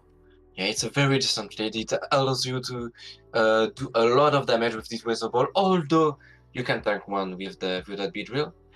But it will either set up a farm down, either draw a shield, which I mean, again, you keep saying Beedrill can tank one. I don't think anyone wants Beedrill to tank a Weather Ball, and we've seen that with these shields from the American side. That X's are doing minimal damage. A very nice bait call from Vroom Vroom Pow does set up a charge move priority event here, and still no shield from Vroom Vroom. A gutsy call. And this is a 1 KO. The Terra doesn't do enough, and there's the Weather Ball. Maybe was anticipating a catch here. Throws a normal Weather Ball, but gets the second shield. Arrow is shields down, and in comes Galvantula, and Galvantula can just shock therapy this bee and have a ton of energy for the remaining two Pokemon. Yeah, it will have a ton of energy. like nobody will want to take a discharge or a lunge on the arrow skill. Is that the Fury Cutter That's the Fury Cutter Galvantula. Okay. I told you it was possible. Fury Cutter Galvantula is indeed here from Arrow. Well, I wasn't possibly prepared. for this. I mean, the attack is down. Arrow has no shields, having spent it on the first fragile There's bug. no shield, and there's maybe no it's shield the here. second lunge. Yeah. I mean, on the plus side, that Galvantula hasn't revealed its moveset yet, so Arrow can keep Yeah. that for the next matchup. But this is still very tough for the American with a very wounded bee. And whatever comes in, it is the Orangaroo in the back, and I don't think it kicks it out before a lunge comes, DC. It really won't. He really won't KO that Galvantula, and we'll take that another lunge. This Galvantula put on so much work. Yeah, that's disgusting. This is jammed on right here, and I've battled through him. I know how tough he is under normal circumstances. When he can just set up on you like this, when you give him a shield advantage like this, it is just asking for trouble. And Arrow found out in no short order as it's not even gonna go for the psychic, just a foul play. Just needs to get this bee out of here. It's done. It's over. Let's save us time. Yeah. Exactly. A very, very impressive opening battle from Vroom Vroom Pow to get an early 1-0 edge in this matchup, DC. Yeah, we got a little taste of the upcoming battle against Arrow. Like I was feeling this will be a good matchup, but not this good, honestly. I mean, just like I said, revealing the Fury Cutter Galv already for Arrow. Didn't reveal the moveset, so it could be cross poison. We don't know. But revealing that early is going to be interesting for this dynamic. And Nidoking is going to come out met by the Orangaroo, though. This is a very tough situation for Vroom Vroom Pow off the jump. Decides to go 1% jump on Bale. I like that move. You get a little bit of an energy on Nidoking without having to take the confusion and still get to match this Orangaroo in pace with this cast form. Yeah, the cast form doesn't do much against Orangaroo, but at least get a bit of chip damage. Arrow goes into his own cast form after doing 2 or 3 confusion, I think, which is not in Vroom Vroom Power advantage now. No, like that Orangaroo staying alive here, not great given what is remaining on Vroom Vroom Pow's side. The shiny cast form for Arrow just flexing on its non-shiny counterpart.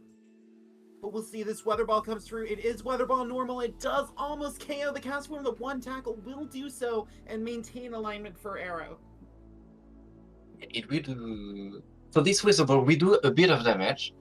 And we set up the farm down with that guru. Not before it will take a Mega Horn, I think. Yeah, it absolutely needs that farm down. We do see Mega Horn on Vroom Vroom Pow's Nidoking, and it's going right for it here.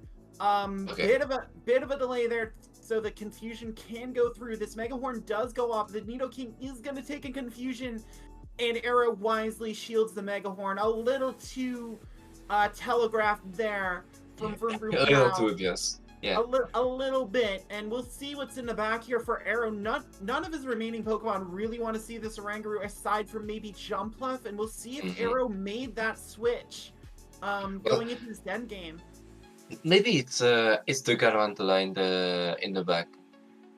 I mean, if it's the Beedrill again, Arrow is in trouble. No, it is the Jumpluff, as expected. That's the adjustment. The safe option with no ice on Vroom Vroom Pow's side. The Jumpluff can just sit back there and just lounge about and coast and make sure it imposes its will on this Orangaroo, especially now that the Mega Horn has been revealed. There's no Sludge Wave. It's not going to get to a Mega Horn. Just a very tough alignment for Vroom Vroom Pow to come back from here, and it showed, DC. It shows, yeah. The Jumpluff will go to back-to-back move, throws one, and it will be tough. Oof, can switch. Okay. Yeah. We'll do some damage. Maybe not getting to the Sun Tomb. Would have been great if it just gotten to the Sun Tomb. I will mean, have set- I think it needs enough to get to a foul play here, and I think that Yeah. jump buff is just going to be Doesn't- around way too long to make that happen. Is going to swap out into the Orangaroo. Just Yeah, in but case it the has counts were energy. off, but yeah, he Or to throw this here. The foul play is going to take out the opposing Orangaroo, but that jump bluff had to leave with a move. I think so. Yeah, there Yeah. it is. There it is. Maybe just needed to transfer a confusion to make sure it lived long enough, but there's the energy ball for the knockout for Arrow. Vroom Vroom doing everything he can to fight back from the worst lead that Nidoking could see in that Orangaroo, but just not able to make it work there, and Arrow puts a point on the board. Yeah, really well played. Keeping alignment, keeping doing the enough damage to ensure some chaos with the jump left, and really masterize this matchup. Yeah, they're very open and shut book in game 2 there. We'll have to see how these two elite battlers go at it here in game number 3 as Nidoking comes back in. This time draws the cast form from going right back to that Nidoking well and getting rewarded. Definitely, it's a better matchup than the Gorilla last time. So we'll have to probably draw. We'll probably draw a shield from the cast form, and it doesn't do that much damage. I thought the weather ball would do more. No, it's essentially a body slam from cast form to Nidoking. Yeah. Nidoking dialing up the Mega Horn here, does land it on the cast form, fails to call the bait, and now we swap into the Orangaroo here, but I think Vroom Vroom Pow was slightly ahead there. Yeah, it's slightly ahead.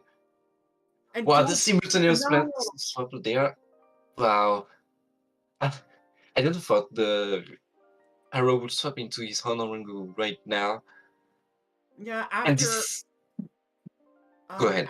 No, after taking that Mega Horn, I think the plan was just to basically sacrifice the cast form at this point, but just the presence of mind of Vroom Vroom Pow to save that Nidoking after throwing the nuke just might have earned him another point for Team India here as these foul plays keep coming fast and furious, DC. Yeah, and the switch clock will not come back until another foul play will hit the opposing Orangaroo. I think the lead matchup we give to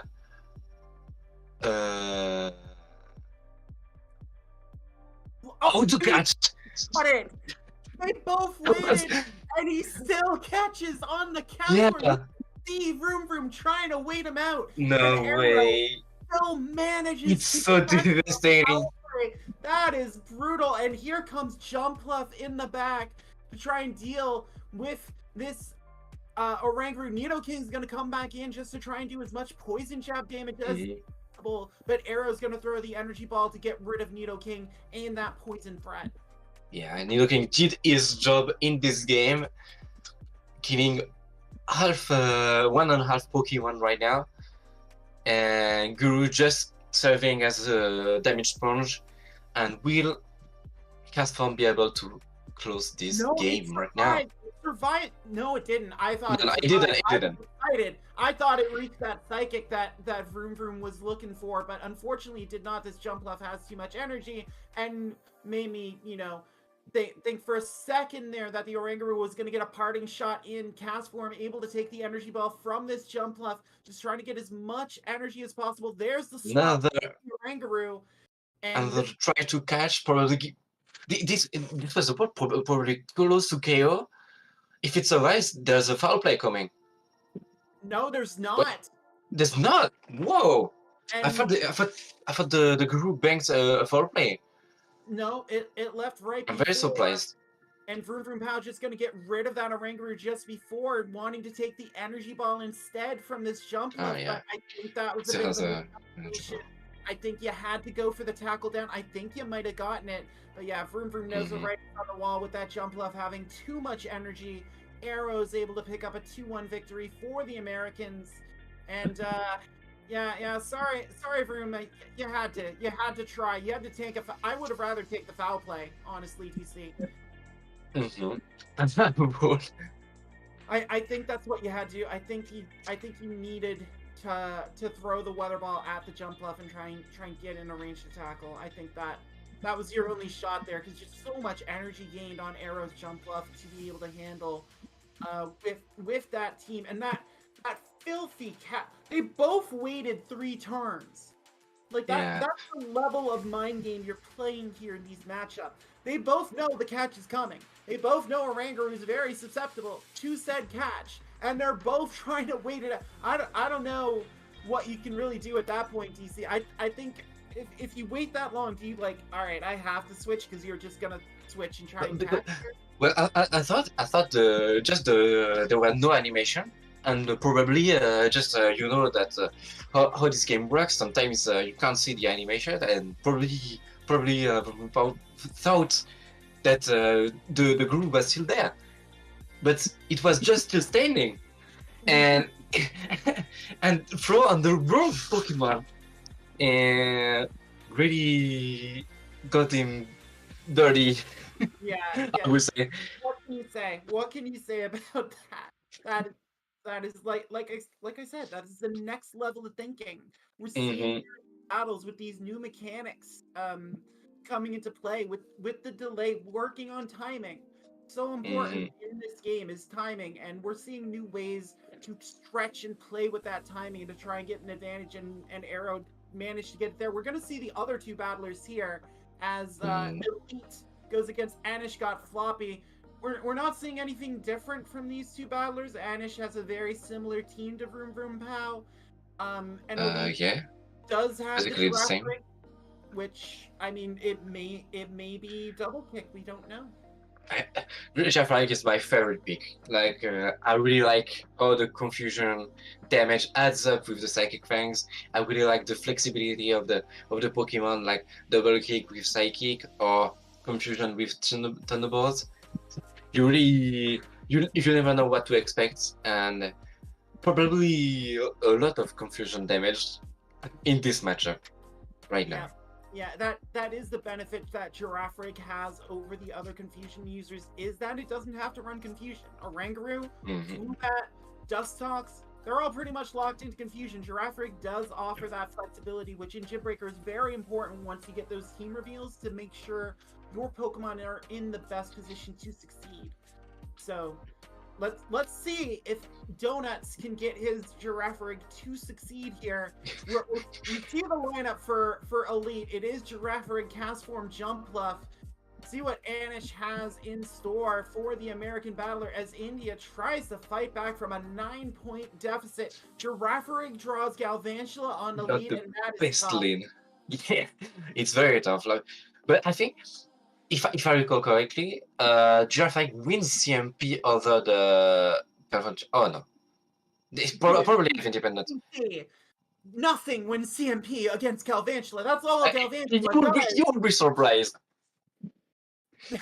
I don't think Girafarig is a Pokemon you're asking to win that charge priority event. We see no shield from Anish here on the Psychic Fangs, willing to take them, go right into Cast Form here to gain a bit of an energy advantage on this Girafarig. Another Psychic Fangs coming through here to debuff this Cast Form though. Yeah, chip a little bit, debuff, then go ahead and move on to his own Cast Form, which is a decent, really good strategy, because you will take at least one Weather Ball, but you will probably strike back with your own Weather Ball on the charge priority, so you don't have to take the other one, I think. Yeah, especially in these mirror matchups. Yeah. Every time you can get losing the charge move. It just makes it so much easier. Anish's Cast Form is going to get this Weather Ball off here on Elites, which is easily tanked. And no bubbles here. Yeah, you want to farm down that Cast Form and have to threaten the opposing Galvantula with a Weather Ball Rock. I think. And knowing that the energy is down, Elite is able to do just that. Cast Form still alive. Yeah. He's reaching for that Weather Ball, but it just got it. Because Jump Bluff got no damage. He does nothing. Fairwind just as good as Locan to do damage. Or worse, maybe. Pretty much. And again, Elite is going to be set up for a mirror matchup here. if this jump bluff stays in, Girafarig is going to come in to try and soften this jump bluff up even more. And Anish says, no, you're going to pay the price. Throwing this energy ball here, trying to get that final shield from Elite. Does get the final final. That is huge. Oh, and the catch things on this Galvantula. Oh, and Elite knows no bubbles on the Psychic Fangs. And Yeah, we'll get 2 confusion. Or 1 confusion. Not even that. With the Psychic Fang debuff on there, Galvantula wilts to the confusion, and now this jump bluff can just load up on energy here for what is going to be a mirror matchup in the back. We know it's a mirror. Anish doesn't know. Yes, we know it, but will Jumpluff be able to close this game? Because the Girafarig still got a bit of energy and got enough. It's gonna be tough, DC. It's gonna be tough. Yeah, it's very tough. This is where the final shield comes in on this acrobatics, but Anish has the acrobatics as well. Might be able to farm up here, knowing that the acrobatics been thrown by Elite. Might be able to get this extra energy. You see Elite just willing the switch timer to come up, but there is no chance that there's no chance. They just switch out. In this battle, acrobatics will eliminate jump bluff. It's gonna survive the confusion here and get this energy ball off. It survives this chain. Wow. Point. It's a tough survive with that Psychic Fangs debuff still on that shiny jump bluff. But shinies are just better, and Anish gets the point in game 1 against Well, it was so close. I think if Elite just did throw maybe the energy ball to get probably a defense drop, would have been a win condition. But it's really tough. Yeah, you can't think straight in this battle. Like it was too close. I think Elite had to try and hope just that Anish's thumb got jammed or something, and it didn't shield that acrobatics, but it was gonna happen. And now we have the mirror matchup, the jump bluff on jump bluff, a little bit better than the Dugong on Dugong mirror, but still bulky as heck. At least it will be down quicker, as the acrobatics is super effective outside of the double resisted icy win. You know. Oh my god, yeah. Dugong, like, and I say this as an ice trainer, Dugong mirror might be the worst mirror in this game, but that is an acrobatics connection for Anish, and Elite's gonna match the acrobatics connection with one of his own, and both jump bluff are looking worse for the wear here, DC. Definitely. The biggest problem is that the jump bluff, the acrobatics, nobody wants to take an acrobatics from jump bluff, like on both teams. So you have to let one go. Yeah, and set up a farm down for the Galvantula. That is very interesting. Anish letting his jump left go and coming in with Galvantula trying to get all the farm he can here. Does offer up a shield though to protect the Spooter. Again, nobody wants to take a lunch from that Galvantula on the Elite's team. So we will see the cast form right now. But after soon, but this Galvantula has 2 lunges stored, DC. Yeah. Is that going to be enough to make this a manageable matchup for Galvantula? it will be manageable. I think Galvantula has the upper end, but the Elite has to keep his shield for his draft. It has no bulk. Yeah, it's too slow. This is interesting, going into the Oranguru early to force that final Pokemon out, revealing the Girafarig for Elite, and knowing that these foul plays are going to be super effective. The hardest hitting move thrown in this matchup, Anish taking early advantage, and knowing that things is coming, choosing to no-shield here. This is very smart play from the Indian battler. Yeah, there was no way there was only one way to lose this battle. It was to shield psychic things, and they did not. So that's the perfect play from Anish right now. Yeah, the foul play does draw the second shield from this Girafarig. Another psychic thing is coming through again. Another no shield. No shields necessary. Banking on the Spooter to finish the job here against this Girafarig. Oranguru does go down here. Can this Girafarig get a second Psychic Fang? Going to shield the first one. This is Yeah. interesting. What about a catch right now? I mean, he's trying. Ooh. Cast form is in. It's got the weather ball. Oh, there was a... oh my! I thought I just got this. Oh, Oh shoot!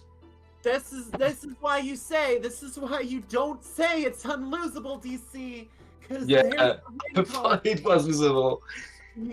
Anish did shield the Psychic Fangs for getting the cast form, was back there and relatively loaded on energy, got to that weather ball and a bit extra, and Elite able to take advantage and dispatch the Spooter with shields down. And we're just gonna go right into game 3. We don't care. Yeah. Cameron on the lead against Jump. This is The worst way that you could ever expect in this cup. It is this one. So, fun fact, Girafarig can just completely farm down the Galvantula. That I'm not surprised by that. It is gonna throw the lunge here, try and make those confusions a little less potent. But Psychic Fangs is going to restore that advantage, and Aaliyah may not have to throw it here. There's the second lunge, and yeah, just going to 2-shield the Girafarig and get rid of Galvantula off the jump. It's a bold strategy here, DC, because that Samurot's going to get energy in a hurry. And if you're an issue, you just bring the jump bluff in to soak the energy. I think I would have brought the jump bluff, but oh my god! You know, shield the double thunderbolts. We still do a lot of damage. God. Oh shoot! Oh my god! Here. Have you seen the same thing as me, AJ? On Samurot's side. Oh my god! And the. Oh no, we won't see it. We won't see it. No, there. I do see it because that's Blizzard on that. Yeah. I just don't think it's going to be useful here with that Samurott so low. I appreciate that, but this is tough. Jump Bluff's got to do a lot of work here. Shields are down for Elite. This Jump Bluff trying to get as much energy as possible, and is just going to take this first weather ball. The rock type weather ball will do not a lot of damage, but it will add up quite quickly in this matchup. So you see the energy ball, will probably KO. It's close. Yeah, it's KO. It KOs. Perfect range on that, but now that is a very healthy jump bluff in the back. DC. That Samurot's not going to get to Blizzard the jump bluff of its dreams. Again, no shield here for Elite. That switch timer is coming up. Is going to throw the energy. And it goes children. Anish shields it. The shields have not been Anish's friend today. Not protecting that Samurott. No catch here. It is going to take the acrobatics, but I don't know if he wins this race, DC. I don't think it wins this race. So I'm expecting a catch soon. And no catch. Neither. No catch. And Jump Bluff is going to eradicate its compatriot on the American side here. And yeah, this Girafarig is going to come in. It's going to have to throw energy to get rid of Jump Bluff, but now that Samurott is lurking, trying to catch. Can't do so, but the Fury Cutter is enough. Samurott is redeemed. Samurott did. Thunderbolt. It didn't land the Blizzard, but did farm down with the Fury Cutter. He did his job. Yeah, I mean, it got rid of cast form. It survived long enough to Fury Cutter its target. Anish is going to put up the first victory for India in this matchup, a 2-1 decision over Elite. That's true. India didn't win the matchup yet. It does cut the gap to 8, but as I like to say, if they're going to make Salt Lake City tonight, they're going to have to hustle, and it's a long road going to Salt Lake at this point for India, but they gotta win on the board, DC. That it's something when you're down like this in a matchup in Gymbreakers to at least get a positive result on the board for your team. Has to feel good for India going into this next set of battles that we will not be here for. We will be watching, but yeah, it gives a strong power up on the moral. I'm giving them hopium. It's fine. It's fine. Yeah. You can say that, but I'm doing my best here. Bring up some hype. Exactly. Well, we'll see what Vroom Vroom Pow has to say for his compatriots as he and Fish come back in for this next set of battles. Let's hand it over to the Aussie Indian duo. Hey, Vroom. Hi, Fish. Blizzard Samurott. Blizzard Definitely Samurott. interesting. Definitely interesting. I love that. Too bad we didn't I know. get to see it land. Yeah. I know, yeah, I would have loved, I would love to see the magic trick of a jump off disappearing. Yeah, Oh well. So Vroom, we are going to be casting one of the best battlers in the world for this battle. And that battler is Elite. Elite taking on the Indian captain of Vroom Vroom Power. You were the captain, right? No, Zubso is the Zubso's the captain. captain. Sorry, my apologies. Yes. Elite taking on Vroom Vroom Power, and so Vroom, do you want to walk us through your team a little bit? Yes. So just looking at the matchup, I'm aware that like my Oranguru is really strong, but like I'm mostly aware, like, because I am not running a counter user here. Like I'm mostly aware that they're gonna have their own cast round. So I already predict something like I see this pattern like mostly among various polka dot teams where they safe swap cast round for the first two games and then they lead the cast round in game three. So this is my prediction already. Like this is what I'm thinking. So as you see, like my lineups, like while my individual Pokemon can't really always beat the cast form, but like this is what my gameplay is gonna be attuned to. Like I'm gonna be using Oranguru. I'm gonna be using my own Kelvantula. So let's see how these battles go. Like because I'm definitely excited to like rewatch them and see like sure. how they played it out. Alright, let's do it. Should be coming up in a second. Alright, so first up we get the Beedrill into the Samurott. Now, Beedrill is resisting those Fury Cutters, so the fast move won't be any problem for it. But obviously the Hydro Cannons are something a little bit more worrisome. So Beedrill opting to take the first one, taking about 2/3 of its HP out, and then we get the Cast Form coming in. Yes. So in my mind, the moment I land the Hydro Cannon, like I want to preserve this Samurott. Because even at this health, it can, like, even if there's jump bluff, it can land a Mega Horn at it. It can do something. Yeah. So you see a lot of play it's not a for the Samurott. Definitely, I see a lot of play for the Samurott still. I am not running Blizzard, but I think as you would see, it probably didn't end up mattering much. But like in my mind, it's like, okay, I can preserve this Samurott. I can play around. I can do better. Sure. Samurott really working well with shields down. Wow, not getting that extra move off, so Cast Form is coming into it with a lot of energy. A lot of HP left, but the Samurott doesn't really care how much HP the Cast Form's got at this stage because a Hydro Cannon will take it out, whether it had that HP or whether the other Cast Form had gotten that move off. So now this Hydro Cannon will come through, it will take out the rest of Elite's Cast Form. And we are going to see what choice Elite makes coming in. Of course, going straight in with the Samurott, and now we get a the jump off, and now we're getting a jump off mirror match.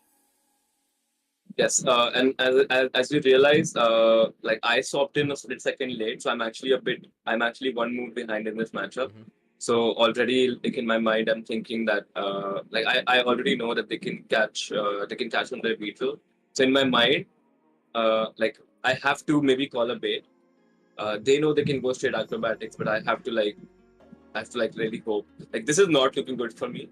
Yeah. I have to like really hope that I can, like, as you can see, I'm behind one fairy wind always. So I double shield everything, knowing that they're probably gonna try to catch. So my main hope here is that I'm able to like fairy wind down. Potentially could have baited here. Like this is what like something you realize only after rewatching the game. Like in the heat of the moment, it's very difficult. because I'm already like so much behind in energy. Like my gameplay might be to like bait. And- But mostly like a lot of these great batters like elite, like they are very good at like calling these baits. So like especially with something as difficult as energy ball against a jump bluff, like the results of that bait not working is so disastrous that it kind of puts you off of doing it a lot of the time. yes, and like mostly like I'm aware that players like really good players, like, and as you mentioned, like elite is a world class battler. So like I'm aware that like they may even call it, like, you know, like they know that I can bait, Yeah. and they might even know shield, because Yeah. one acrobatics anyway does not one shot a jump bluff. So like For they don't necessarily even have an incentive to shield. Alright, so So- for Battle 2, we see Beedrill into Jump Bluff, which is probably one of the situations that Beedrill enjoys the most. It really, especially in the lead with those poison jabs, is going to really build up over time against the Jump Bluff. So Vroom opting to get straight out of there with the Jump Bluff, with the Oranguru, and now Jump Bluff will come in on Elite's side. Yes, and perhaps at this point, like I'm trying to get some sort of shield advantage. I'm trying to get some sort of shields, or maybe like some energy on my own jump bluff, and to be able to like in the end, what I want to be able to like take shields. I realize that they probably don't have a Blaziken in the bag. Uh, but I decide to come in here with my Galvantula and get like a very strong, very heavy farm, knowing that Galvantula can probably like probably cheese out this matchup. Galvantula with energy, like as you can see in his team, nothing tanks this energy. So even if I commit both shields, I can get moves off. I can get shields. Yeah, So and that's that was what's the case going with on in a my few mind right now. Pokemon in this cup, where if you spend your shields and exchange those shields for energy, you can absolutely get those shields back. Now we get to see Galvantula unleash on this cast form. The first move is not going to be shielded. We'll see how much punishment this cast form can take before it decides. Oh, that's right. There's no shields left. That's why this. Yeah. So at this point, I'm really hoping that this discharge can KO, Yep. because like I am aware that lunge does slightly lesser damage than discharge, but like the gas form just survives. So maybe I could have gone for double discharge, which I think KOs and gets me one shield from the beetle as well, and it gets me a lot of chip damage. And then potentially like as you can see, like jump love is really bulky. Potentially, like even with some farm, some energy, like jump left could probably close out this matchup.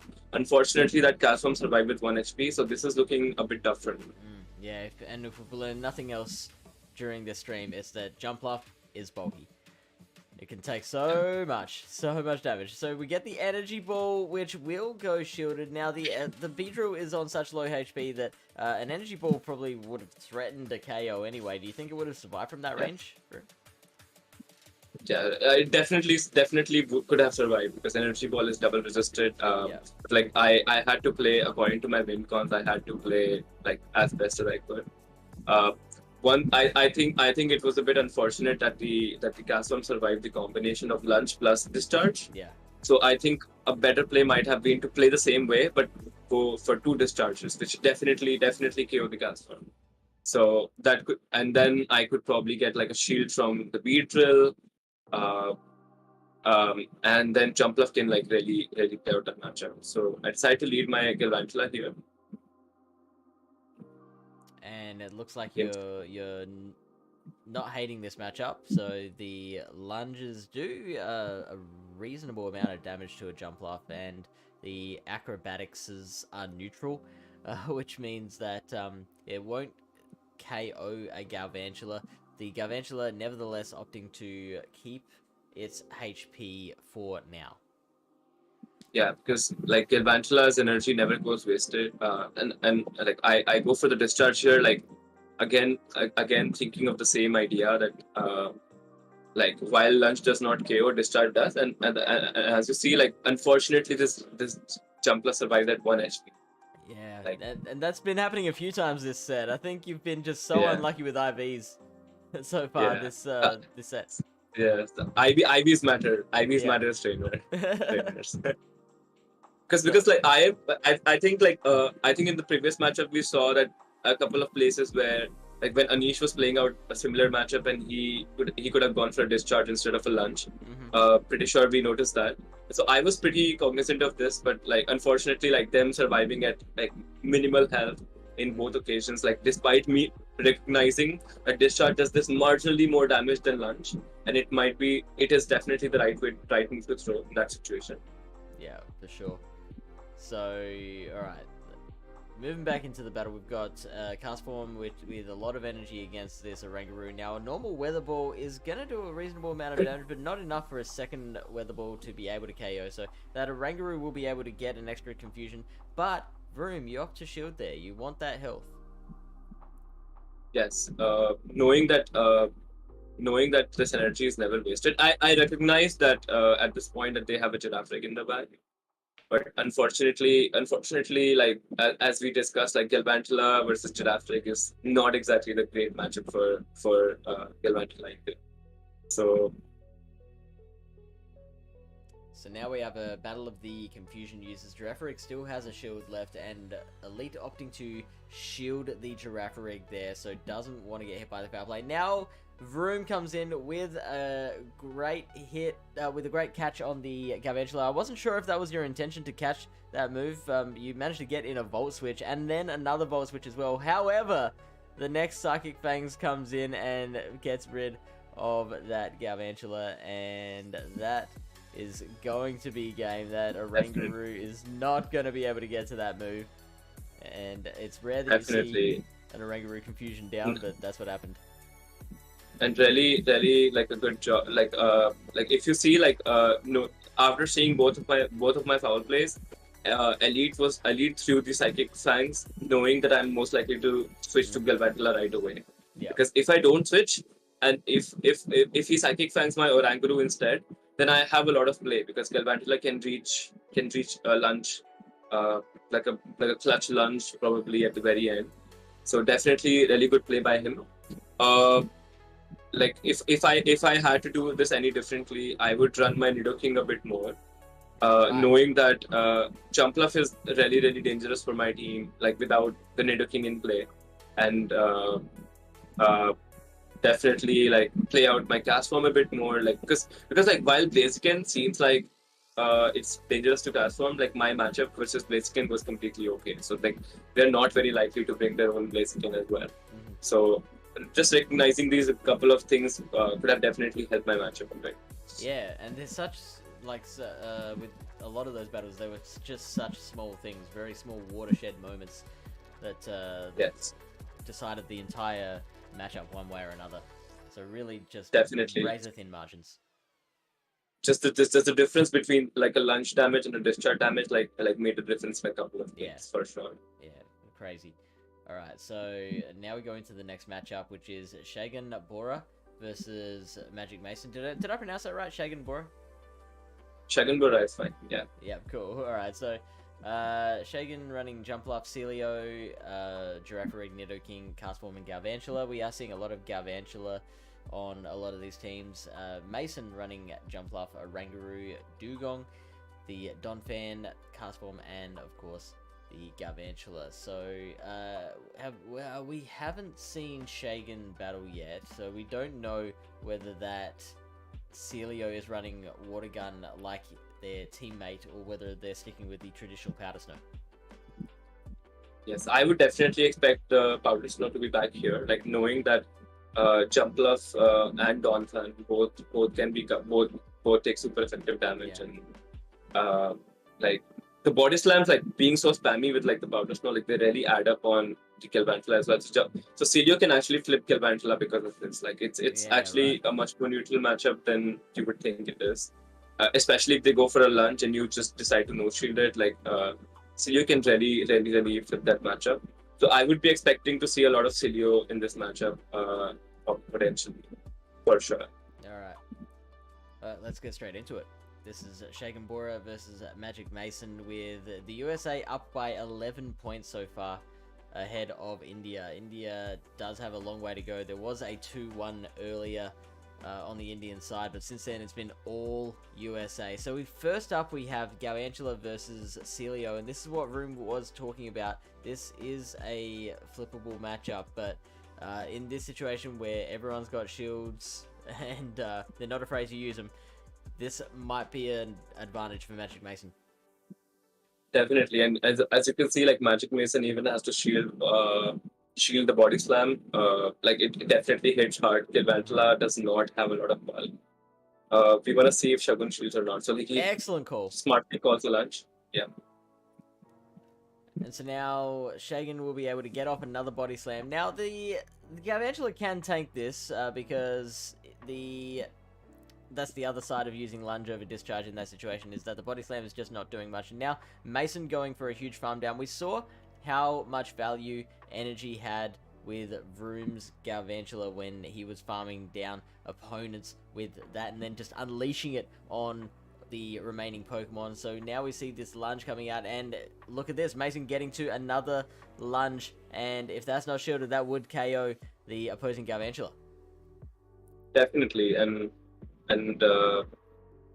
but Shagun decides to save his Galvantula with energy and farm down. Unfortunately, this Jumpluff gets aligned with the Dugong, which is not a really good matchup for the Jumpluff. Yeah, Mason is winning alignment at every turn at the moment. So this Dugong is now going to Ice Shard its way through this Cotton Ball. It's going to throw an Icy Wind to finish the job, and I thought Mason might have been trying to go for an undercharge there, but no, ending up going for the excellent. Now, Jumpluff opting to shield. That's a very interesting decision because the Jumpluff is not going to be able to do a world of damage, even with super effective energy balls. It has been debuffed, but Dugong is very tanky. Definitely. Jumpluff can only hope to get to another move, and it actually does. So it's gonna be the Chaos Storm versus Galvantula with like some loaded energy here.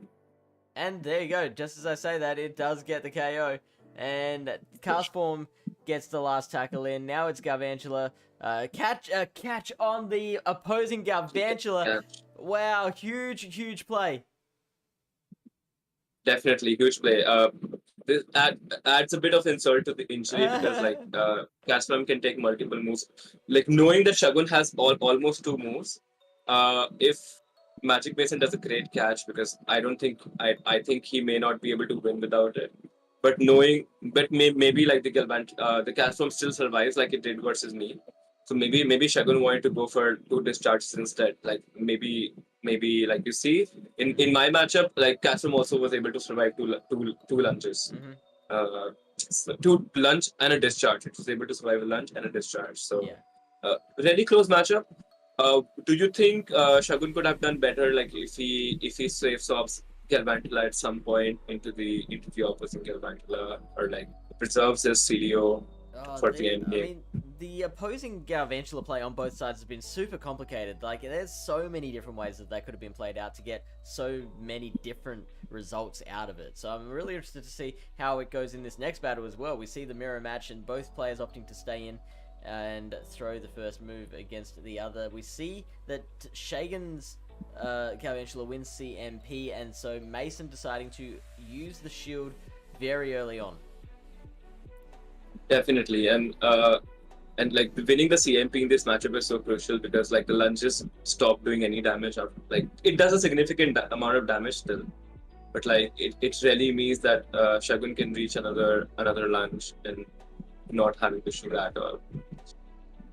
But now Mason is using that to his advantage because he has now debuffed the opposing Galvantula once, so knows that he can take that move. However, this Girafarig is going to come in, and that confusion is the damage is going to come through just as soon as this lunge is thrown, which means that extra energy that Mason built is now not worth much because the Galvantula is fainted.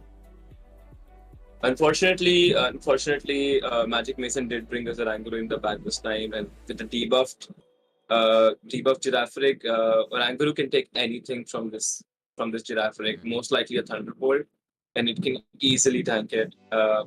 also it does like a good significant amount of significant chunk, but foul plays definitely almost KO. So uh, not looking that great for Shagun. It would at least put the Giraffe Rig in farmable range from a high HP starting point. So really good position for the Oranguru to be in. Oranguru just waiting for the next opponent, saying, "Is there no one else?" Nidoking comes out and says, "I guess I'll give it my best shot." But we all know that Nidoking is a poison type that is pretty glassy, so it's not going to take much from that Oranguru. However, Magic Mason deciding to switch out into the normal cast form, and that is a heck of a catch there for Shagan, and Mason is trying to undercharge, seeing if that will make any sort of difference. It does not. The Garvantula was on half a HP, which means it was never going to survive anything. Definitely, and unfortunately, it looks like Shagun has to go for a Santum bait followed by a Mega Horn, and so it's definitely going to be a 50-50 call. But Magic Mason shields the Mega Horn, so it looks like it's going to be a. Yeah, Magic Mason closing this one out, and that's another point for the Americans. When will this end, Vroom? When will the pain stop? I think I promise you that we're gonna be seeing some really good battles coming ahead where we definitely make a comeback. Okay. Oh, spoilers. we are gonna get a comeback. There will be a comeback. Yes. All right. So in our third battle, we have Castform into Galvantula. Another interesting matchup. There's so many like neutral-ish matchups. Like there's some clear wins, Definitely. but ones that are flippable even in the loss situation. So I think this was a really good cup for that reason. So we see now the first charge move is not shielded by the cast form. The Weather Ball is going to threaten the Galvantula.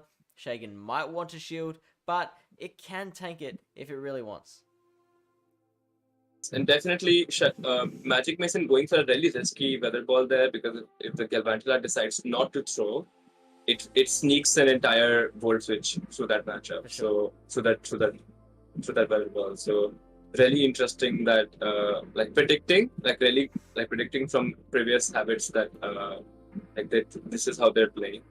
But out comes the Nidoking into this Gal. So looking really good for the Nidoking now. And Lunge does no damage, like almost no damage at all to Nidoking. Whereas those Poison Jabs are neutral, and Poison Jab a pretty strong move. Galvantula not able to handle it that well, even though the Poison Jabs are debuffed. You can see it slowly chipping away. We see now Shagan timing that charge move awesomely, because it was just before Mason got to another lunge, which would have debuffed even further and chipped away just a little bit more health, which it might have needed for the next matchup. Yes, and Magic Mason coming in with the Donphan now, to farm up some energy, not letting sack his gas from here, but takes the Mega Horn. A debuff Mega Horn still does about 50%. That's how strong Mega Horn from the Nidoking is. Double debuffed. Wow. Yes. Yeah, I can see that. The Donphan on into the yellow. Now it's going to try and get to a body slam, which it does against the Galvantula. The Galvantula is going to have to shield if it wants any further part in this battle, and it does not. So we are down to 2 Pokemon apiece with a shield apiece. Yeah. So a pretty even battle so far. We're going to be seeing what the last Pokemon, it's Gas Form. So while Donphan normally is like a pretty good answer to Gas Form, unfortunately, it seems like this Donphan is pretty low. This Gas Form does have a lot of play. It can definitely close out. That's what we're trying to see. Yeah, so it does manage to get out that body slam, and it takes the last shield from the cast form, meaning that the opposing cast form, Mason's cast form, can now come in and kind of finish the job. Not sure if it will get the complete KO. The normal Weather Ball will come through and do as much as it can towards that end, but you can see it's still not quite there. You'll probably see a tackle down, and oh, look at that! The Nidoking comes out, cannot get the job done, and now Shagan's cast form has to come back out, and we get a charge move! Gets to that move, that's incredible.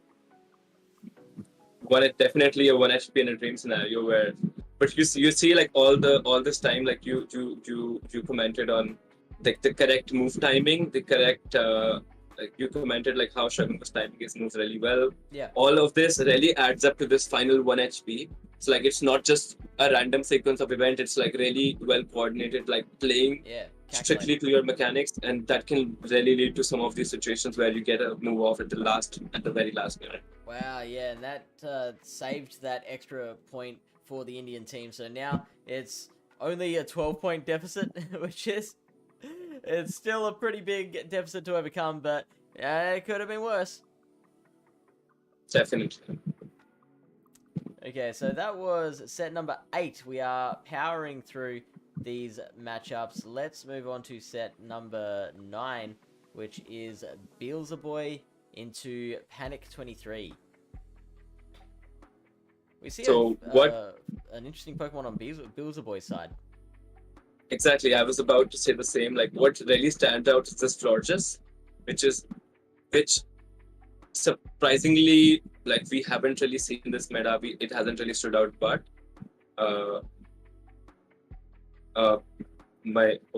so we haven't really seen it. Like, but if you look at Panic's team, it actually has pretty good coverage into his team. It's a pretty neutral matchup. So, and as I mentioned at the beginning of the stream, Beelzeboy has been on a tear this entire polka dot cycle, and he's done so well. He's one of the best players in the Indian team right now. So I'm really excited to see how these battles go. And can Beelzeboy help India like pull a comeback? You know? So I mean, he's got his work cut out for him, because Panic is, of course, one of the best in the world. So let's see how he goes, how he utilizes that Florges against Panic's team. And we see it coming out straight away against Jumpluff, a pretty neutral matchup. Those fast moves are not doing a darn thing to the Jumpluff because they are double resisted. But the charge moves, on the other hand, they are going to do some damage. And so Panic not worried just yet. Look at how much damage that did. That is incredible. Definitely. And I think both of these Pokemon are actually running Fairy Wind. And smartly bringing in the Celio, safe swapping it, knowing that Celio with energy can even beat out the Galvantula. So like playing out with the Celio, spamming out these moves, goes to the Aurora Beam instead of Body Slam, which I think is really interesting. Alright, so we get the Aurora Beam on the Oranguru building up to 1.5 foul plays, and then throwing a Psychic. Now, Psychic, I still don't think is enough to KO from here, but it makes it very easy to farm it down afterwards. Now, the first Confusion doesn't do it, the second Confusion would do it. However, the charge move comes through from the Celio. Interesting going for the Aurora Beam. I feel like Body Slam would have been enough there.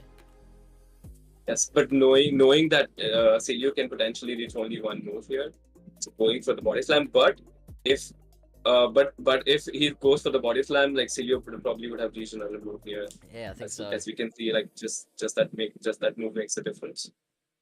Sure. We're seeing a lot of energy being farmed here. Yeah, and Beelzeboy running Water Pulse as their second move, which is really interesting.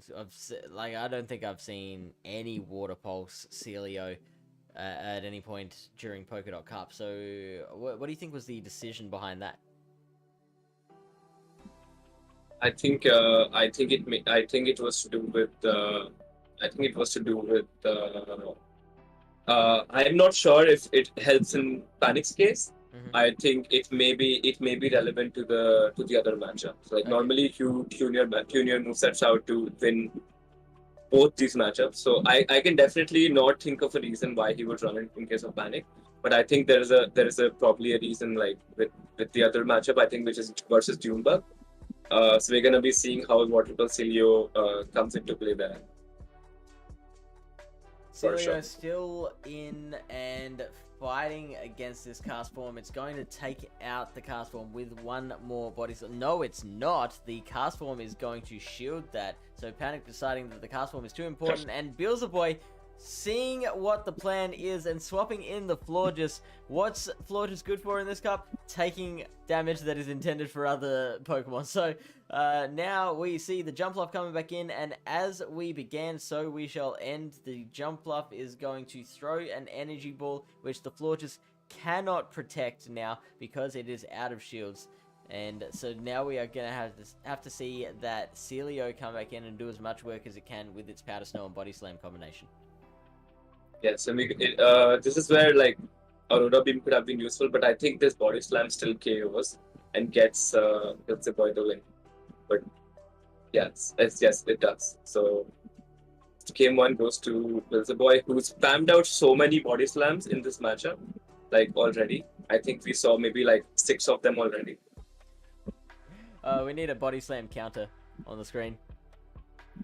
Yes, for sure. Keep track of them all. And, Okay. like knowing that in Polka Dot, like there are no Ghost, Steel, or Rock types, so like Body Slam is always a neutral, like always hits for neutral on every single Pokemon.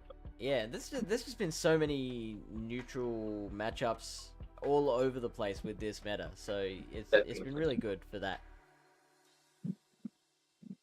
Now, did the Florges experiment work? Do you think we keep using it in Battles 2 and 3? Definitely, I think Florges definitely looks like it has a lot of play versus all of the Pokemon. I don't think it's that bulky enough to like it's as bulky as like Cilio, Jumpluff, a Donphan even, or Anguru, but like it definitely has play. And we saw that the Moonblast hits really hard. So we're about to see like how hard it hits this Cilio as well. We are indeed. The Cilio not shielding, and that just does so much damage. Now Oranguru is going to come in, try and get off a bit of confusion damage before they can react, before Panic can react and bring in another Pokemon. So the first energy ball will come in, and we've seen this happen quite a few times so far tonight, and we know that it will take out about 50% of the Oranguru's HP. Now Oranguru is going to hit back with a Psychic. Jumpluff is not scared. It's like, bring it on, Monkey Boy. And takes that Psychic like a champion. Definitely, and carefully preserving his shields. Carefully, both players preserving their shields. We first see the shield from Beelzeboy, trying to preserve his Oranguru with like so much energy. So as tanky as Jumpluff is, I don't think it can take a foul play from this range. So that foul play is going to come in, take out the Jumpluff. We still have the Cilio. We haven't seen the Galvantula yet this battle. What is going to be the play? It's going to be the Cilio, which is going to build up a little bit more energy before taking out probably the Oranguru with a Body Slam. Yeah, and with this, Panic looks like he's in the driver's seat with so many Body Slams out to be spammed. And with this Galvantula having 2 shields on Cilio's one, this is looking very tough for Beelzeboy at this point. Yeah, Galvantula with a shield advantage is such a big deal. So basically, Galvantula in an endgame situation is so damaging. So now the discharge is going to take out the Cilio if unshielded, and Beelzeboy does make the decision right at the last moment. Wow, that's a big call. So now Cilio will get to build up as much energy as it can to try and maximize the damage it can do in the endgame. Definitely, and Panic deciding to no shield the Galvantula, knowing that it can spam out the Body Slam with the Cilio as well, and that should definitely be able to take out the Florges. But these fairy bits are actually adding up. Yeah. But unfortunately, the Galvantula needs to move, and it just looks like it's going to be a loss for Beelzeboy. Yeah, that Galvantula just did so much work. The Cilio is going to come back in and just be as valiant as possible in the face of these insurmountable odds. But Panic Cilio just comes and throws what will be the final shot. Oh, hang on. Will this Body Slam KO from here? Or maybe not. I definitely KOs. Yeah, it does. Just spamming out so many body slams across. I think both players have three like 2 body slam users in their team, but like also like cast form featherball normal is also like almost a body slam clone. Mhm. So like we have 35 energy normal type moves being thrown out here in this matchup. We're seeing a lot of them already. Yeah, and I hope to keep on seeing it as we head into battle number 3. I believe so. It's 6 a.m. for me for those who might be following along. So I am starting to just go downhill fast with my keeping track of things. So I wasn't sure for a second if that was battle 2 or 3, but now I see we do have another battle, which suggests very heavily that it is battle number 3. So Florges is now in the lead once again. Beelzeboy really liking that Florges with shields up. Now, the swap into Oranguru is met by a Galvantula, which the Galvantula can force a shield with the lunge. Does get the shield with the lunge, and now Beelzeboy will be able to do a lot more confusion damage before throwing that power play. Yes, and it's interesting to see whether this foul play actually KOs like a debuff Galvantula. Panic, realizing that he wants to preserve his Galvantula, decides to shield. And looks like right now it's still like a neutral matchup, and anyone can win this at the end. And Florges is still alive, and this Galvantula dies with no shields remaining on each side, and Panic decides to go for a hard farm on his own jump bluff. Out comes the Florges again. Out comes Florges. Cotton Puff versus Flower Power. Yeah, and we know how much that Moonblast does. It does a lot, but it does not one shot, which may be the defining factor in this matchup for Panic. So the first Moonblast is going to take the Jumpluff into the yellow. Jumpluff does have plenty of energy though, so it will be able to KO the Florges before it can get to another move. Now we see the Jumpluff putting the Florges out of its misery. So that energy ball is going to take it out completely, take it out of this battle. Now the Oranguru comes in, and we see Celio is there waiting for the Oranguru with its body slam, which won't quite KO, but it does have another body slam ready to go.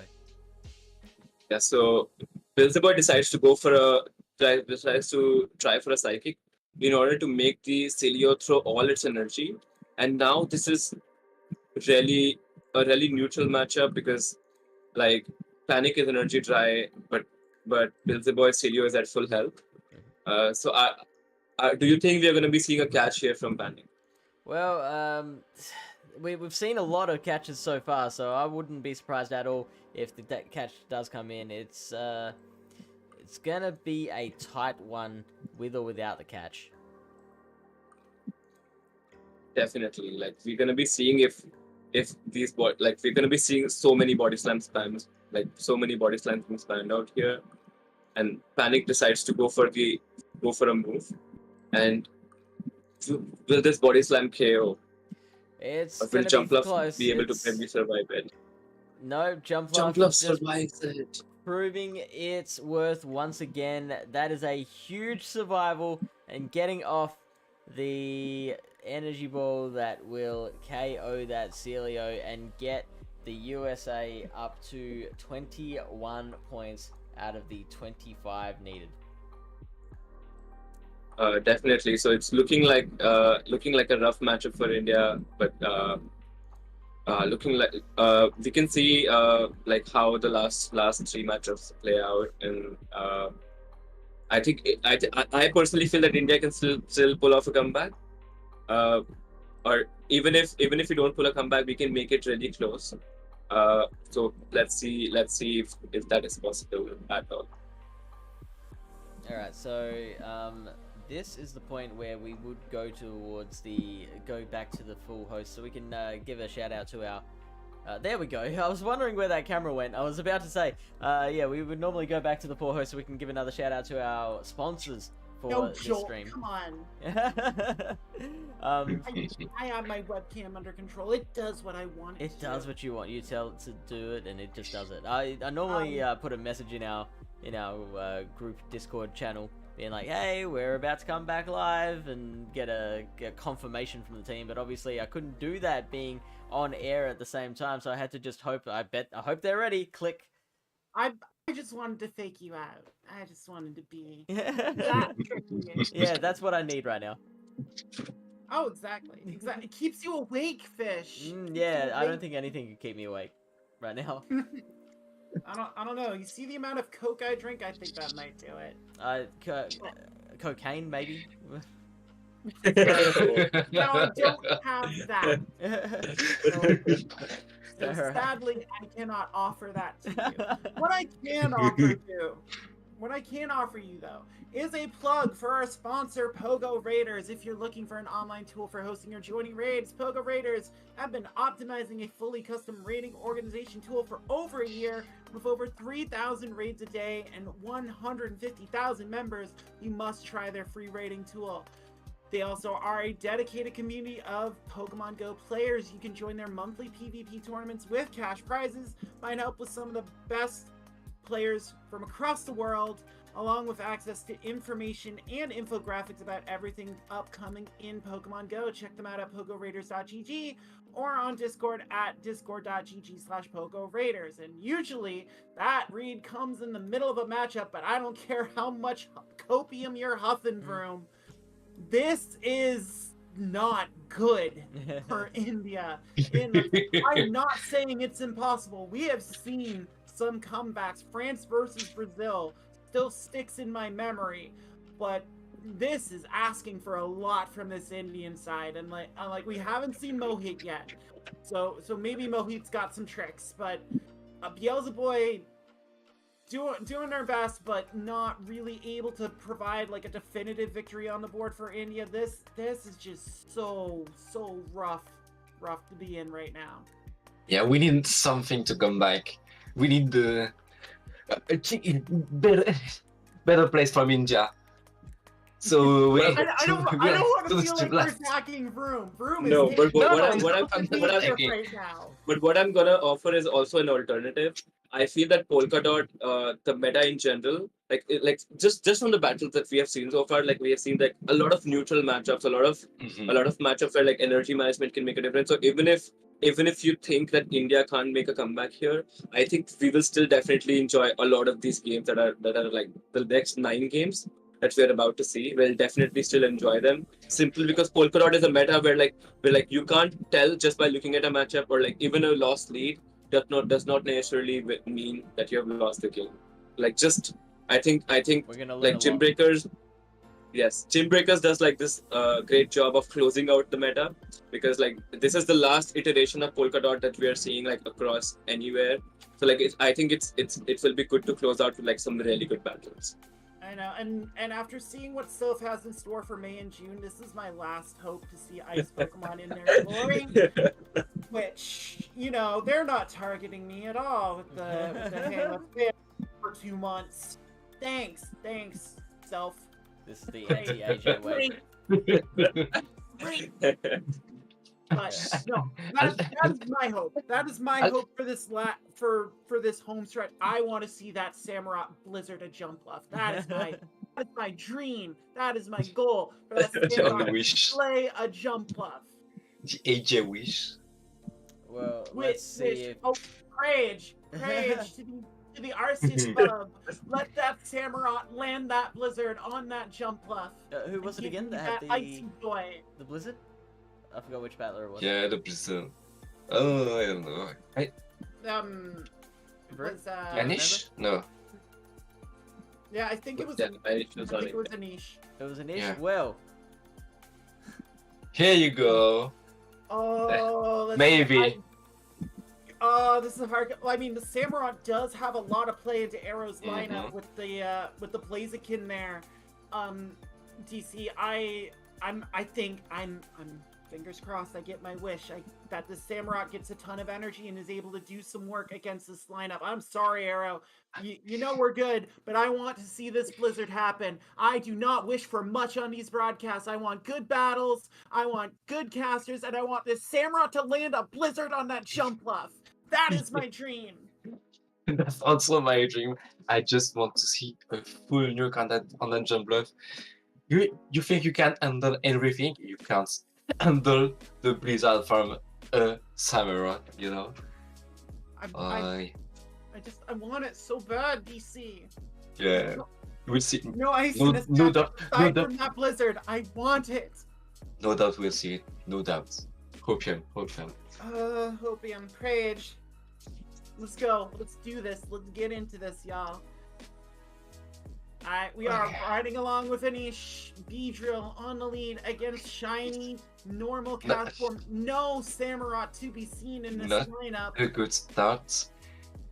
Maybe this one we see between no shielding the weather ball. I still don't think. See, there you go. There's no shielding the weather ball here, so we are gonna get proof from what DC has been preaching.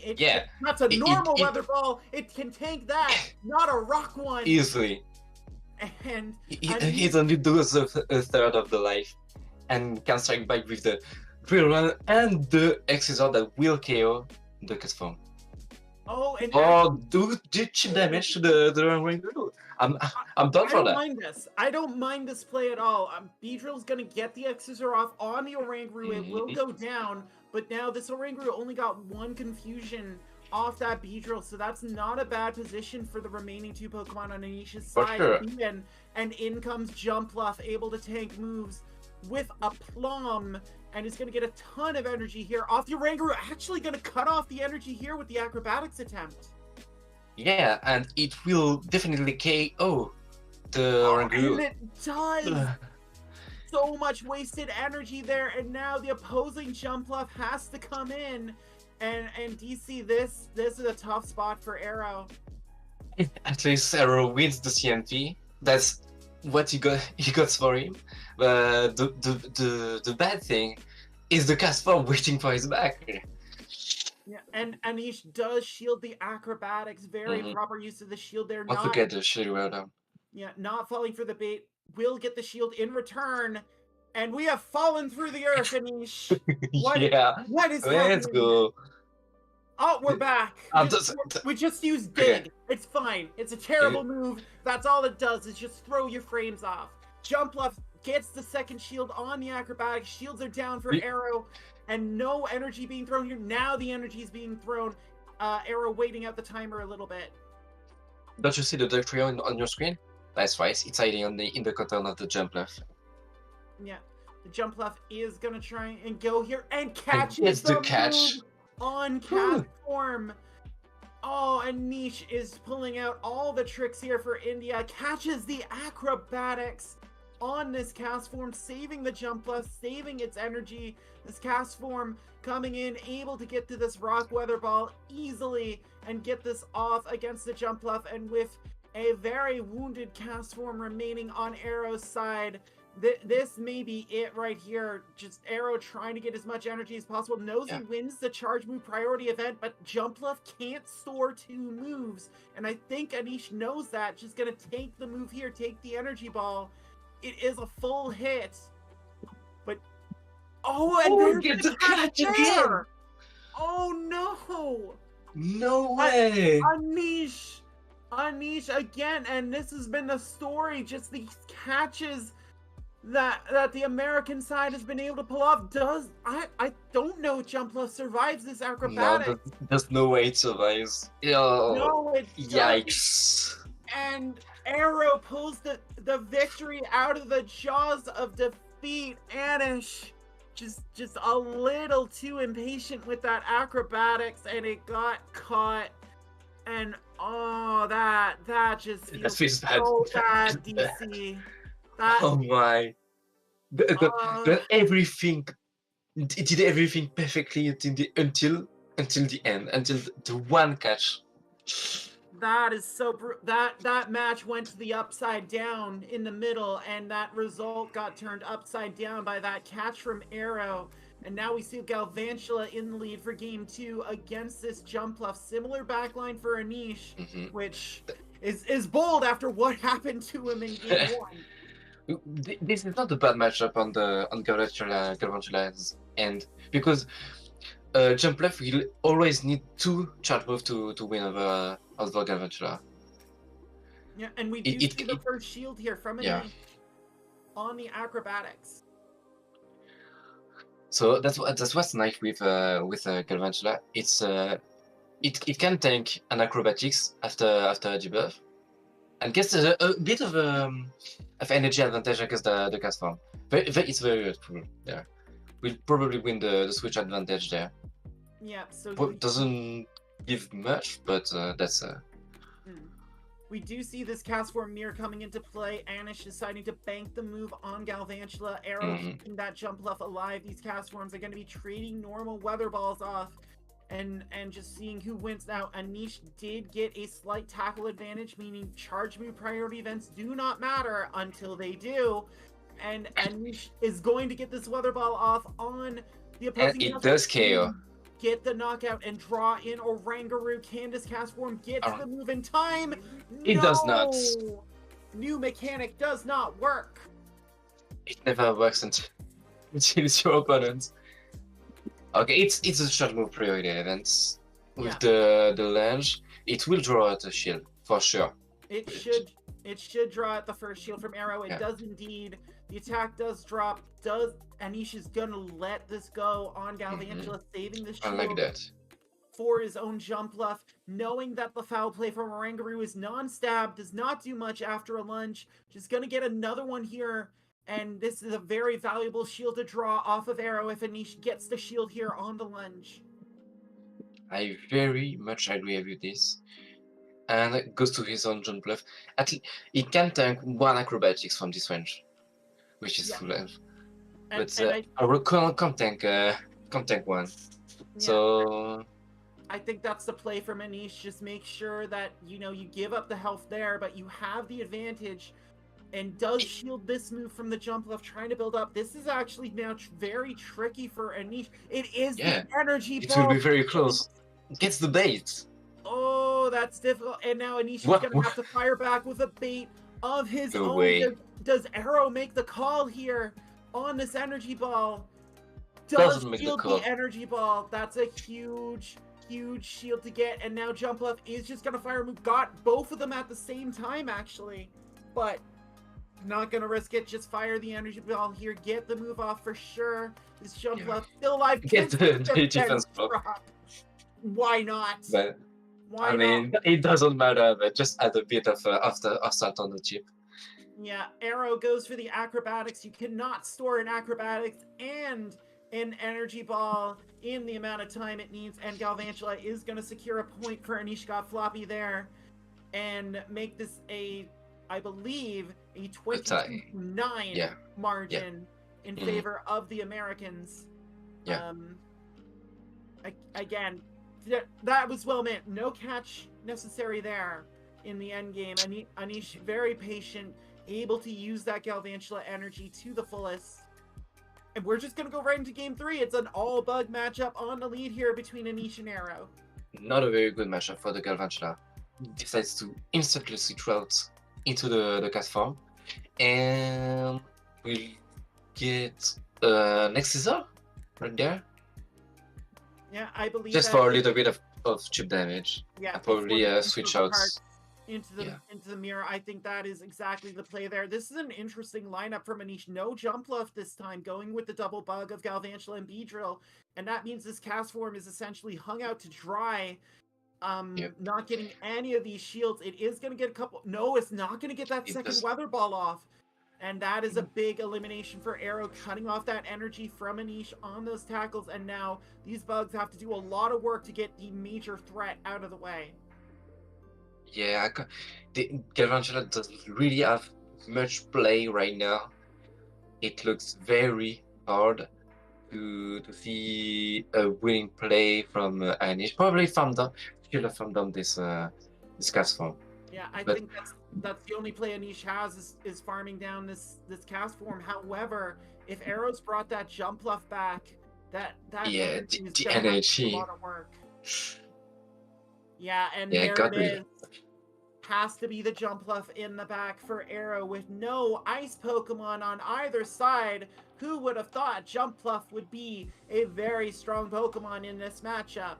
Galvantula is going to come back in, try and get an energy lead on that Beedrill, but there are still 2 shields on Arrow's side, DC. Definitely. Could be great if we had the Blizzard Samurott right there, right? I know, right? Just, I'm so disappointed. I'm so disappointed, Anish. Yeah, we believed in you. Like, You just like that. Like I've battled Anish before. I know he's a very talented battler, a very respectable gentleman. But I wanted Blizzard Samurott, damn it. Mm-hmm. So we see the Beedrill near Get- here. get- The Wait. X scissor is gonna go through. It is a called bait by Anish. He's gonna go for the drill run here, put pressure on that Yeah. last shield. Is there a possibility for Anish to win that? We'll No see. way. That's a lot of energy. He can shield this and gets the. He actually Gets got the the start of the CMP. priority event. This may not be over. This Beedrill is going to get this drill run off and take out the opposing No Beedrill. way. He still has a shield. I don't know. This is a tough order. I think it's just a fairy wind down attempt for this jump up, but it's in range, and he is gonna It's fire in the X range scissor at the of last X minute. Scissor. Is this enough? Is the neutral X scissor enough from this Beedrill? It is. Oh my god, Anish pulled that out of the fire. Just revenge for that first catch from Arrow. Anish turning a very low health Beedrill into a 2-1 decision for India. It's going to make it 22-10. The scores have not been updated yet, but oh my god, DC. I thought that Beedrill was one and done, but just the lack of fast move pressure in the end there from Arrow. Yeah, the clutch of that Beedrill is insane. Like, who would have thought that this Beedrill could deal with not only one Beedrill, but also a jump bluff with only one shield. Like, I would not. Yeah, that's an That's amazing, amazing. not on my mind. Yeah. Wow. I'm shocked, honestly. Just in awe of that performance by Anish's Beedrill. Mhm. Very critical 2-1 for India if they are going to make this comeback that that Vroom Vroom Pow has been promising. Mohit's going to make their first appearance against Panic 23. And we see more Nidoking, we see more Samurott. Maybe Mohit has a Blizzard Samurott that hasn't been revealed yet. We don't know. We could see. Maybe I hope so. is still alive, but it's hard copium here, DC.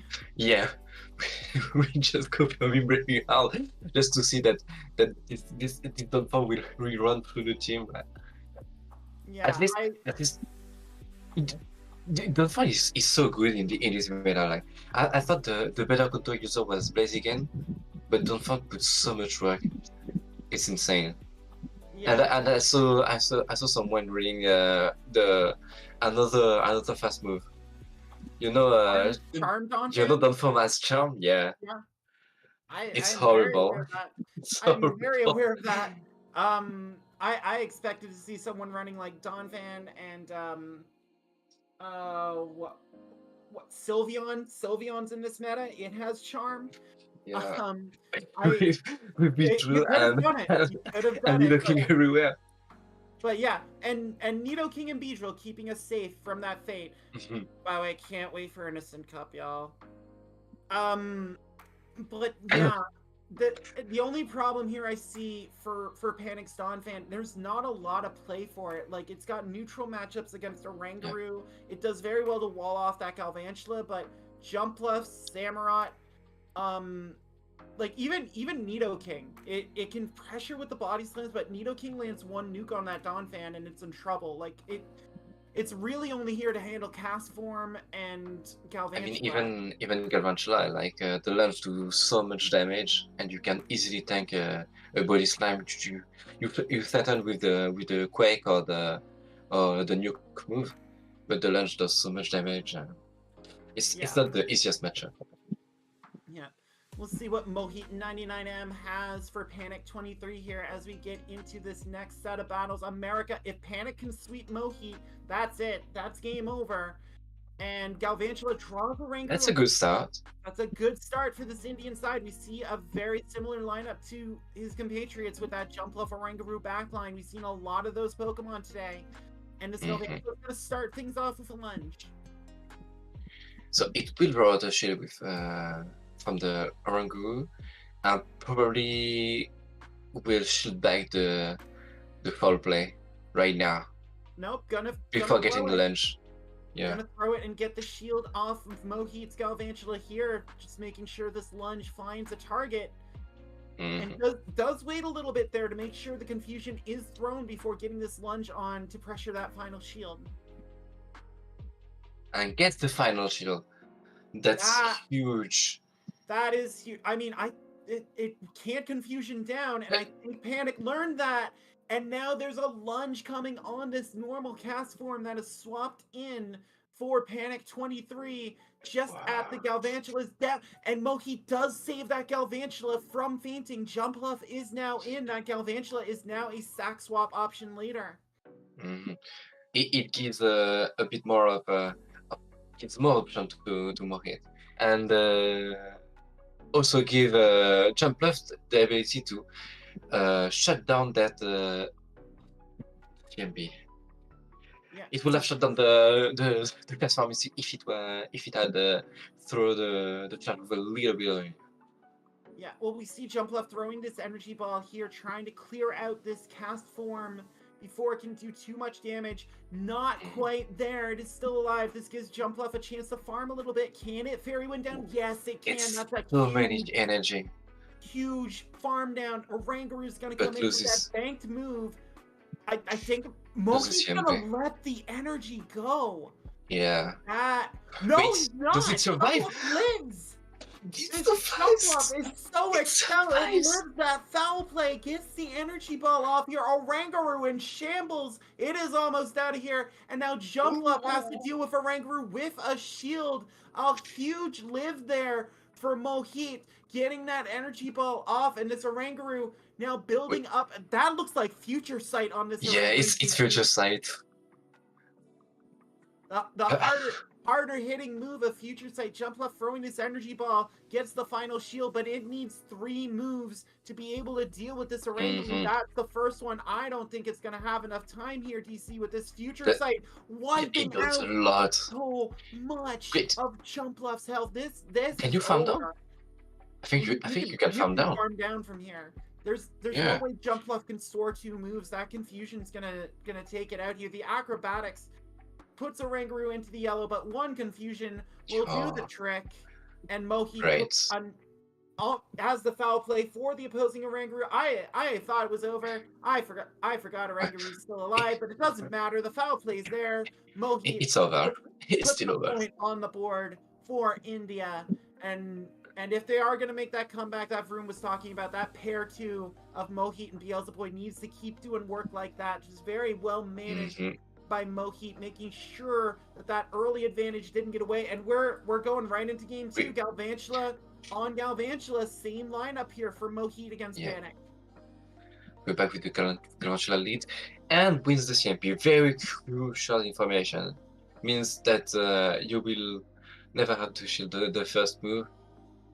No, because it won't do a lot of damage. But yeah, still shield it, but is gonna give up the shield here anyway though. Mohit protecting that lunge just as his opponent did. Panic now knows that his Galvantula will not win the charge move priority event. Does still throw it though. Yeah. This is an interesting call, DC. I thought maybe a catch would have been coming. Yeah, I thought the catch would have been coming. I thought maybe Panic going for the fast move through would have been great, because this lunge does almost nothing. Yeah, and Mohit's actually gonna And bail guess out first, oh, get Oranguru in against Cast Form. And I like the play here, giving Oranguru that energy lead. You've already yeah. revealed Future Sight, so now Panic has to keep that move on the mind. Yeah, it will threaten the shield so much because the psychic won't KO the cast form, but the future sight will. So now, will you give up another shield? Wait, This is gonna be a big do they have shield does not left? shield Ah, it, yes, they and do. that is going to be it for Panic's Cast Form. It's been eliminated Yeah. here. This is unless that Celio is lurking in the back for this jump left DC. Maybe if there's Celio, there's still some play, but It is oh, the Celio in the back. That is huge. That gives Panic an opportunity here. And this body slam comes in before the next foul play. Mohit gonna let this Oranguru go down, but this is gonna be tough for him, knowing what's in the back. He has a very low health Galvantula, a very, very vulnerable jump bluff. Panic actually bringing ice into a battle here. Who would have thought it might lead to a victory? now what if they have Aurora Beam? Because we saw the water pulse on another earlier. Well, I mean that's just it, and you can see this jump off building up to almost 2 energy balls. Maybe I thought Mohit might have been looking for a catch on an energy on Aurora, but that is body catch. Slam. That is a big shield bait from Panic. Mohit going to throw this first energy ball, try and get this Celio in range. There's the shield. And you can see Panic waiting there, just making sure that the jump left through the fairy wind. And here comes the Northern Lights to erase Jump Pluff from proceedings. And now the Celio can just powder snow down. The Galvantula does throw the body slam just for the heck of it. And Panic puts a point on the board. Celio too strong. What master play with the Celio, like just ruined Mohit lines, like just I thought it was over, but it wasn't. Like just Celio's too good. It goes too fast. Charge up too fast. Alright, well this time Mohit's gonna put the jump left on the lead for game 3. Try and keep it away from that. Celio succeeds in finding cast form up front, DC. And this is a matchup we've seen a lot today.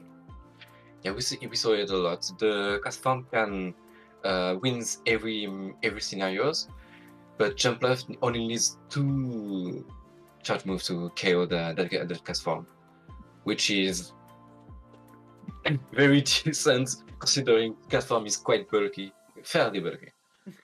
So jump left just gonna try and do as much damage as possible here. These weather ball rocks from this cast form doing a lot of damage to jump left. Draws the first shield on the bulky grass Pokemon. That's not a situation you like to be in, where you have to give jump left shields. But we see Mohit's gonna build up more energy here, threaten this energy ball on the cast form for Panic's side, and does knock it out. And give up the cast form. Yeah. Panic takes shield advantage, and there's Celio again finding its favorite target, but is gonna give up that shield on this energy ball.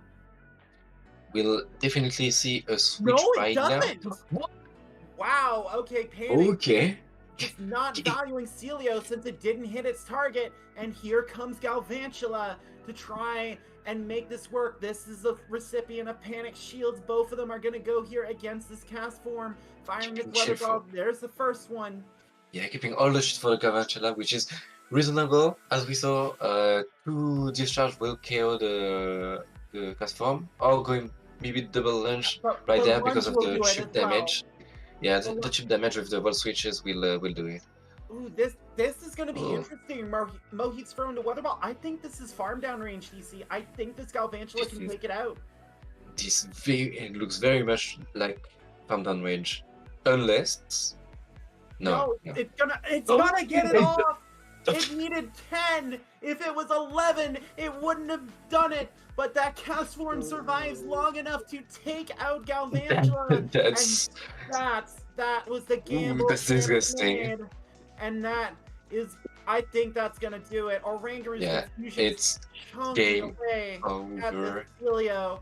Celio didn't find the mark, Yeah. and Galvantula couldn't farm down that cast form. A 1 tackle difference, DC.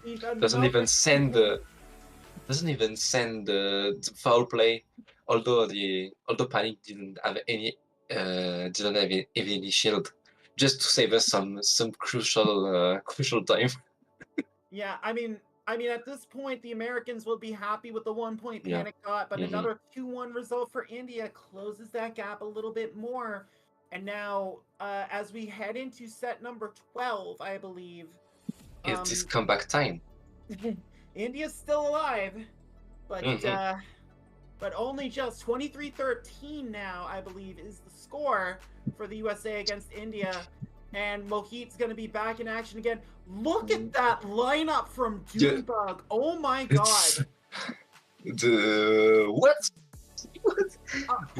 Where is Magmar, man? He is going to be thrilled. Alolan Raichu from Junebug. I don't think I've seen an Alolan Raichu all month in Polkadot. And Junebug's like, we gonna surf to victory here.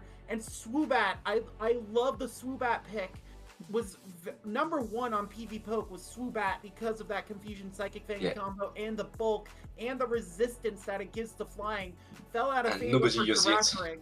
Yeah, Giraffe Rig and Oranguru became the favored Confusion users, with Galvantula being very popular and Swoobat hating Galvantula.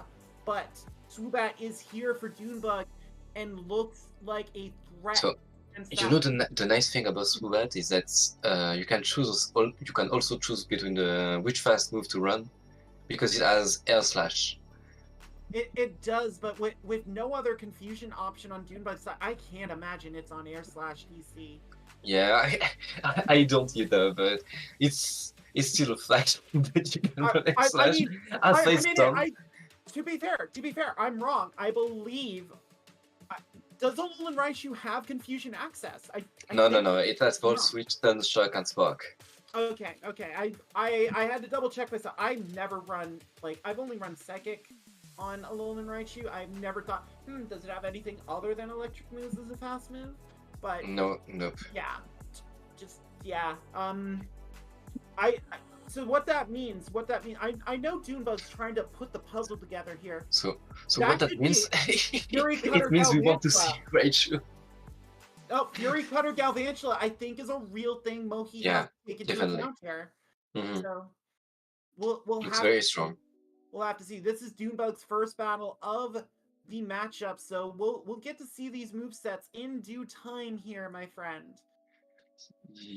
I can't wait to see Raichu just being Thunder Shock and spamming wild charges. I mean, it could. Oh my god, Galvantula on Samurott in the lead. A tough matchup. Samurott's gonna get a Hydro Cannon off here before the Galvantula is able to fire a move, which is a strong play from Junebug. Early shield from Mohit protecting the health on that Spooter. Yeah, you have to protect it. You know it's very strong against Junebug. So leading it is a good play, but facing the one Pokemon that can draw a shield. And June's gonna take shield. He's gonna let Samurott go down. In comes normal cast form. This is interesting here, DC. What is in the back for June? I'm almost thinking that Blaziken is lurking back. Yeah, I think so. I think Blaziken or could be Swoobat the way Samurott just went down. Could be ABA weak to this Galvantula. Oh, that's true. Maybe it's Swoobat. No, I think it's... I don't know. I really don't know what's in his mind. It's Swoobat. It's a slash. It's a slash. It is Air Slash. Oh my god. Alright, I give you props, DC. I give you props. You called the Air Slash. And it looks like Mohit fell for the bait here, sending in a Oranguru in a matchup that it is no longer favored in. That Aerial Ace will take it down to half, and Junebug still has both shields for this Swoobat. Yeah, it has a very good matchup against both Pokemon right now. Yeah, getting that Galvantula out of the way, huge for Junebug in this matchup, knowing that the Swoobat could not deal with it as well. With this Air Slash tech already at the second move, and now Mohit has to make a call to keep this Oranguru alive. Chooses not to. Swoobat KO. really don't like that. The psychic things will hit right now, and will just lower the defense of the Samurats. And we thought Samurot's defense was low before. Now it's just look at what this tackle is doing to this Samurott. This is silly. It's insane. This is silly. There's the shield on the Hydro Cannon. I think Dunebug can just fast move down here. Yeah, it definitely can. There's no way the Samurott will tank 3 years life right now. No, absolutely not. Cast form is eliminated. Swoobat, I think it just clears it out just before. Yes, it does. Mohit goes down. Dunebug puts the Americans on the brink of victory. Dunebug needs one more win off Mohit, and that is all she wrote. DC Vroom Vroom Pow's predictions of a great Indian comeback will be all for naught, scattered to the winds. If you're Mohit, what are you thinking there? Like the air slash reveal on Swoobat, does that give Nidoking more play? Yeah, it gives the Nidoking a lot more play. Like, we're not gonna see it. It's another very bad lead. Yeah, Samurott into Blaziken this time for Dunebug. Dunebug immediately going to his own Samurott, drawing out this Galvantula. Is this going to be a repeat, though? Because there's a shield on the Hydro Cannon. This time, Samurott has a little extra energy that's going to force Mohit to grow. It will reach the second Hydro Cannon very soon. Gets the launch quite quickly, so it doesn't get a lot of energy advantage on the Galvantula. So yeah, it looks bad. It looks very bad. Yeah, and that's gonna give this Blaziken a free shot at ramping up here, and you can look at that back line with the Samurott and the Oranguru back there. I think it's Fire Spin. No way. Is where it gets to do things, and that Fire Spin Blaziken is here. Oh, why? Why? The prophecies are coming true. I think it can just Fire Spin this Galvantula down, and it does. This is a ton of energy now. Mohit has to make a decision. Who absorbs this energy? We'll take that Blast Burn now. We'll take that Blast Burn. Is just gonna shield it anyway. Oh my. I don't blame him for this. And it's a basic bait. Oh my god. What Swoobat again. Oh my. In comes Swoobat. This Swoobat is the MVP right now. Just taking care of this Oranguru. Oh my god. What's happening? It's so painful to watch, you know. And this Oranguru is so slow. Mohit's gonna do good timing here in the 4-on-3 and get this foul play off. I don't think the other one gets off though. No, it will, because it will reach only a Psychic Fangs, right? Or we'll get the airless. Or get the Psychic Fangs right now. Probably bail and go to the there's the Blaziken now? No. Or not? Okay. And just waiting to come ahead to throw a move. Yeah. Mohit just building up a ton of energy here, trying to have the move for that Blaziken in the back. The Blaziken is loaded on energy. Swoobat is gone. And now Blaziken doesn't get the move off in time. Samurott is going to throw the Hydro Cannon here. And unfortunately, we will not see what that second move was on Blaziken. No. Big point for Mohit there, keeping India alive. Blaziken has nowhere to go, and that's believed it. Got back into the Pokeball. It was a bold reveal. We'll see. Here we go. Still no Nidoking from Mohit. I'm very surprised by that. But Jumpluff into cast form again, and this time Galvantula is Dunebug's answer on the swap. And I don't know. So I'm very surprised that Nidoking wasn't there just to counter swap that Galvantula. Yeah. Moritz is so behind now. Yeah, I really don't like that lineup call from Mohit. I am sorry. That Jumpluff is going to land the acrobatics, but it does not do nearly enough to take out this Galvantula. This Galvantula getting so much energy here. And Mohit's just going to throw the energy ball, try and force a shield off the Spooter, try and take some kind of advantage here. And gets it. and gets the defense drop again. We saw so much of them tonight. We have, but again, the Galvantula is just so loaded on energy here. It's got at least 2 lunges. The first one does draw the shield from this jump left. There's the second one, making sure it's not And there's the caught. second edge. Yeah, Moheat's just gonna let jump left go down here. We will see the Galvantula farm down. Yeah, and Oh, Doom's not gonna let nuts. it happen back Yeah. in from past form. And I think I like this play for Moheat a bit more. Get the lunge on the cast form, make sure it can't really pressure the shields against your Samurott. I think that's the right play to make here. Yeah, you will charge up the Samurai a lot. Charge up to the back-to-back Hydro Cannon. No, you can charge up to back-to-back. What am I saying? Yeah. You just for the Hydro Cannon right away. Get rid of that cast form, and maybe have some play in the back. I think the opposing Samurai doesn't have a lot of energy.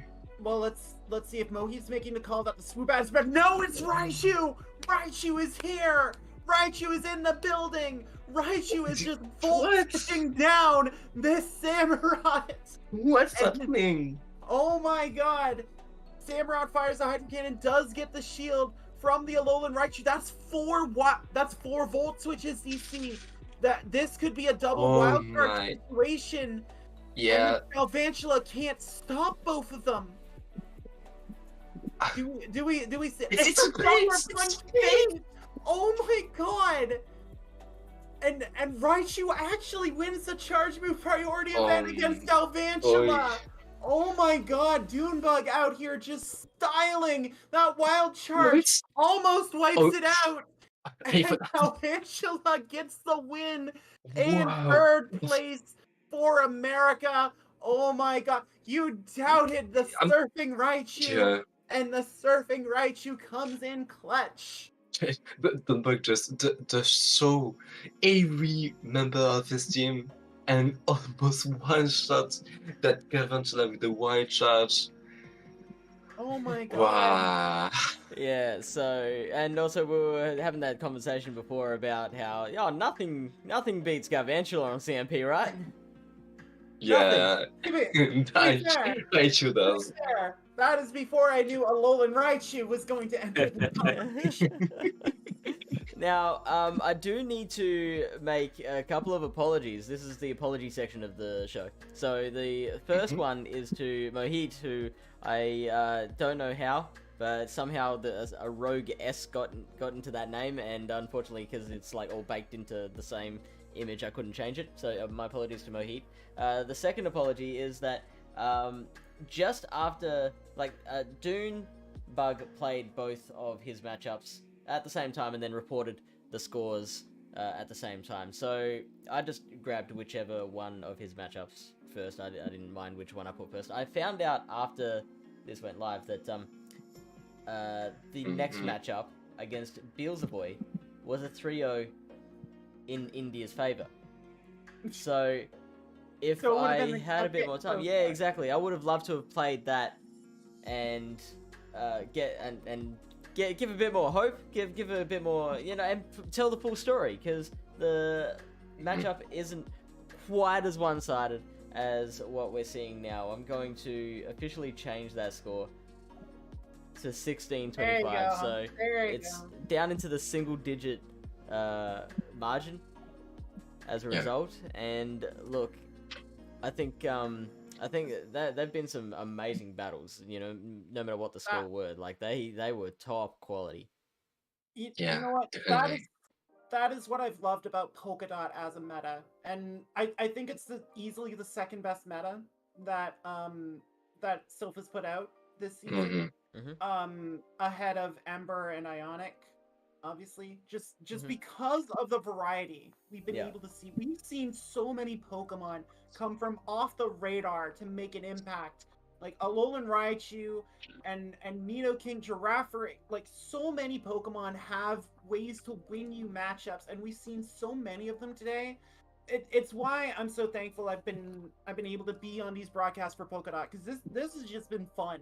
Just seeing all these movesets, all these Pokemon come out and get their moment to shine. Alolan Raichu with the kill shot for America. That is why I do this. That is why I come here every time, so I can call battles like that. That was amazing. Yeah, definitely. That rage crushing that win, that was honestly, that was surprising. Not only that was surprising, but that was very hype. That's the hypest moment of the stream. Like, I could see the thought pattern in Mohit's head too. Yeah. Like, I'm not gonna lose to that Swoobat. It's not gonna get me. And then Raichu pops out and just instantly evaporates that Calcutta. Oh, it was so good. It was so Yeah. good. I'm sorry, Vroom. I'm sorry. A tough defeat for India in its first appearance on the Gymbreakers streams, but that was awesome. I'm sorry. Yeah, and chat just got done like that. It was so bad. It's okay. The matchup, I still feel the matchups were like really fun. And even though we lost, like we have to still remember, like this is like Gymbreakers top 4. So like even finishing in the top 4, like definitely personally, like it's a big deal to me. Like that our team is like India was not even on the global radar. Like maybe like almost a year ago, like we weren't like known as a team as such. Yeah. But I think like after being India having the silver champion, like India having like reaching top 4 in Gymbreakers, like definitely I don't see how like there's nowhere to go but like even get better, you know, like For sure. at this I was- point. So much potential. I was gonna say your Yeah. the first appearance for India, but the way your team has been playing this season, I am sure it will not be the last for Team India. And yeah, I wanna say I'm thrilled with the battles we've seen here today. Mhm. They were awesome. I'm looking forward to the final that we are going to be calling here tomorrow. It will be here. It'll be a little later in the day. It'll start at 5, so after Portland, hopefully. 5 for you. So it'll be 8 I p.m. know, GMT. I know. 8 p.m. Greenwich Mean Time, Greenwich I Mean guess. Time. but- So convert that into your own time zone. Yeah, I'm sorry. I'm Atlantic. I'm the only person on these who cares about Atlantic, unless you know Pacho's on from Brazil. So I give Atlantic time because y'all can deal. But yeah, again, just an amazing broadcast here. Amazing work done by all 4 people. Yes, I'm including myself. I am going to pat myself on the back. For sure. But You but can. some working harder than others, I will give that. So we're just gonna have some credit. I can see Peter in the chat. It will be Italy against Brazil in the final. 2 dominant teams in Gymbreakers going at it once again. So we will have that for you. Same final as last time. Yeah. So these 2, there's a grudge match. It's gonna be tense in the chat. I know it's gonna be fun. I will be here, so I will give my plugs and stuff last because I get to do that. But let's start again. To my left, DC Vulpix. What would you like to plug? Thank you for having me. It was an amazing time. I love to cast battles. I'm not as confident as commentating like you, AJ, or Fish. I think we all did an amazing job at giving the best out of these battles, and thanks for having me there. Yeah, and if you're not following DC Vulpix on Twitch, they are under the name DSU Co. Follow them anyway. Just gives them support for an excellent job. Well done.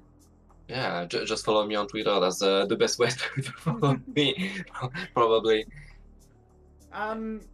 So I said I'm definitely not the hardest working member of the 4. FishOnAHeater doing double duty, doing production, stepping in for a shamed Jolt 019, and I'm sure there is a valid reason Jolt is not here, but because I don't know that yet, I will keep making that joke that Mexico's defeat to Chile was so bad that his webcam just refused to work anymore. So Fish, can I share, Fish, why you're dressed up? Do you know the reason? You said you were doing a wedding. Oh yeah, that's right. Yeah, I forgot I mentioned that. Yeah, I was I was working. I was emceeing a wedding. Yeah, Fish was emceeing a wedding, and then comes on, does production, and then when we can't reach Jolt, it's like, yeah, I'm gonna step in. Freaking 1 hour of sleep on that boy. Give Fish his flowers while he's here, and plug some more stuff, Fish. Not that I think you need it on your channel here. Yeah. So it's all the work I do is on this channel for Pallet Town PvP, and it's not just me. So it's we've got other streamers. You might know Blepnir, who's very popular on Twitch at the moment. He streams. My Twitch husband, obviously. Your Twitch husband. AJ's Twitch husband is also our Twitch wife. I don't know how it works, but we make it happen. We've also got LilyBear26. She streams every Tuesday night Australian time. We also do every Tuesday night US time. We have a full breakdown of every upcoming GBL meta for the next week. It goes like really in depth, and we learn a lot doing it. So I always encourage people to check those out. They start at 8 p.m. US Eastern time on Tuesday nights. Is Sunshine Cup just gonna be a giant poster of Vigoroth and just a finger? Yeah, it's gonna be a real short stream. That's what I thought. Anyway, again, Fish, one of the hardest working people in the community, always appreciative of everything he does for this community and its streams. Vroom Vroom Pow saving you for last, the Silph World Champion, blessing us with his presence, and a wonderful presence at that. I am so happy I get to cast with you instead of battle against you, because that is fucking painful, because you are really fucking good. And I'm sorry I know that. There, but that's how good Vroom is. So, I'm sorry I blew the PG rating. But please, plug yourself, plug your deeps, and take your flowers. Thank you so much, Neo AJ. It's been a pleasure to be here. I've just so far I have not started streaming as such. That is coming for sure. Like, I have a lot of stuff going on, like IRL at the moment, like setting up everything in the paint. But this is my third casting event. I've been casting with Sosa Flow a couple of times. And definitely really enjoying this so far, and definitely looking for more opportunities. So I think the best plug I can give is I'm Vroom Vroom Pow. I'm on Twitter. Feel free, if people are looking to cast with me, people are looking to have me over. I would love to be there. But honestly, with a crowd like we have today, I would be more than happy to just keep casting with you guys the entire time. So. But at the same time, I've also recently started coaching on Metafy. I've had a few students. If you you can find my Metafy on Twitter, for sure. If you follow me on Twitter, it's vroomvroompow_. So on Metafy, I've already had a couple of really good testimonials. And one of my recent students, in 4 days of lessons, he was able to reach from 2600s in GBL to legend. And I did not even with my own team. I just helped him perfect the team that he was himself using. So that really helped out, and definitely not just, and this is the final thing is not just a plug for me, but it's a plug for the Indian community in general. Definitely watch out for some of these battlers. I feel that many of these names may not sound Indian. So when you read a name like Bilzeboy, I think Bilzeboy is popularly quite often on the GBL leaderboards. It's very easy to miss that he's from India. So I think Abhinav and Karsh, they're all battlers. It's not very obvious just looking at their IG and they're from India. Definitely a shout out to the Indian community. I hope that more names get recognized. I hope, and I'm really glad to be representing them in one. I think Count JVS has done this a lot, because he's also from India. He's been the face for a long time in terms of casting. But I am glad I can also partake in some of this. I can also represent India in some way or the other. It's definitely happy to do so. Thank you so much for having me, Fish, and TC and DL AJ, Neo AJ. Sorry. So Thank you so My much. pleasure. That's my old name. That's my old name. That's in the past. But Discord's making us updated anyway, so it will be updated in the future. But thank you, Vroom. Like I said, if you don't know where I'm at by now, I'm doing a terrible job of casting. But yeah, I'm on Twitch at Final Boss AJ. I've been streaming very regularly since I moved into my new place. I will be streaming tonight, doing more Little Cup battles and punishing Bronzor, because that is how I get fulfillment in life, by wrecking Bronzor. And if you're still on the health site, that is Twitter. I am on there at @A_J_Andrews. The underscores are there because Twitter is dumb. And I'm gonna keep that short because Fish needs sleep. So, Fish, let's find someone to raid, buddy. Or So we already got. We're already raiding into set the up a Portland raid. stream. Yeah, we're Fine. raiding into the Portland stream. Also want to give a thank you to the person who edited together these battles, taking up a lot of their time. That was a first Olympian for this stream. Thank you so much, mate. Thank you to the three of you for joining us, and enjoy the Portland Play Pokemon Regionals.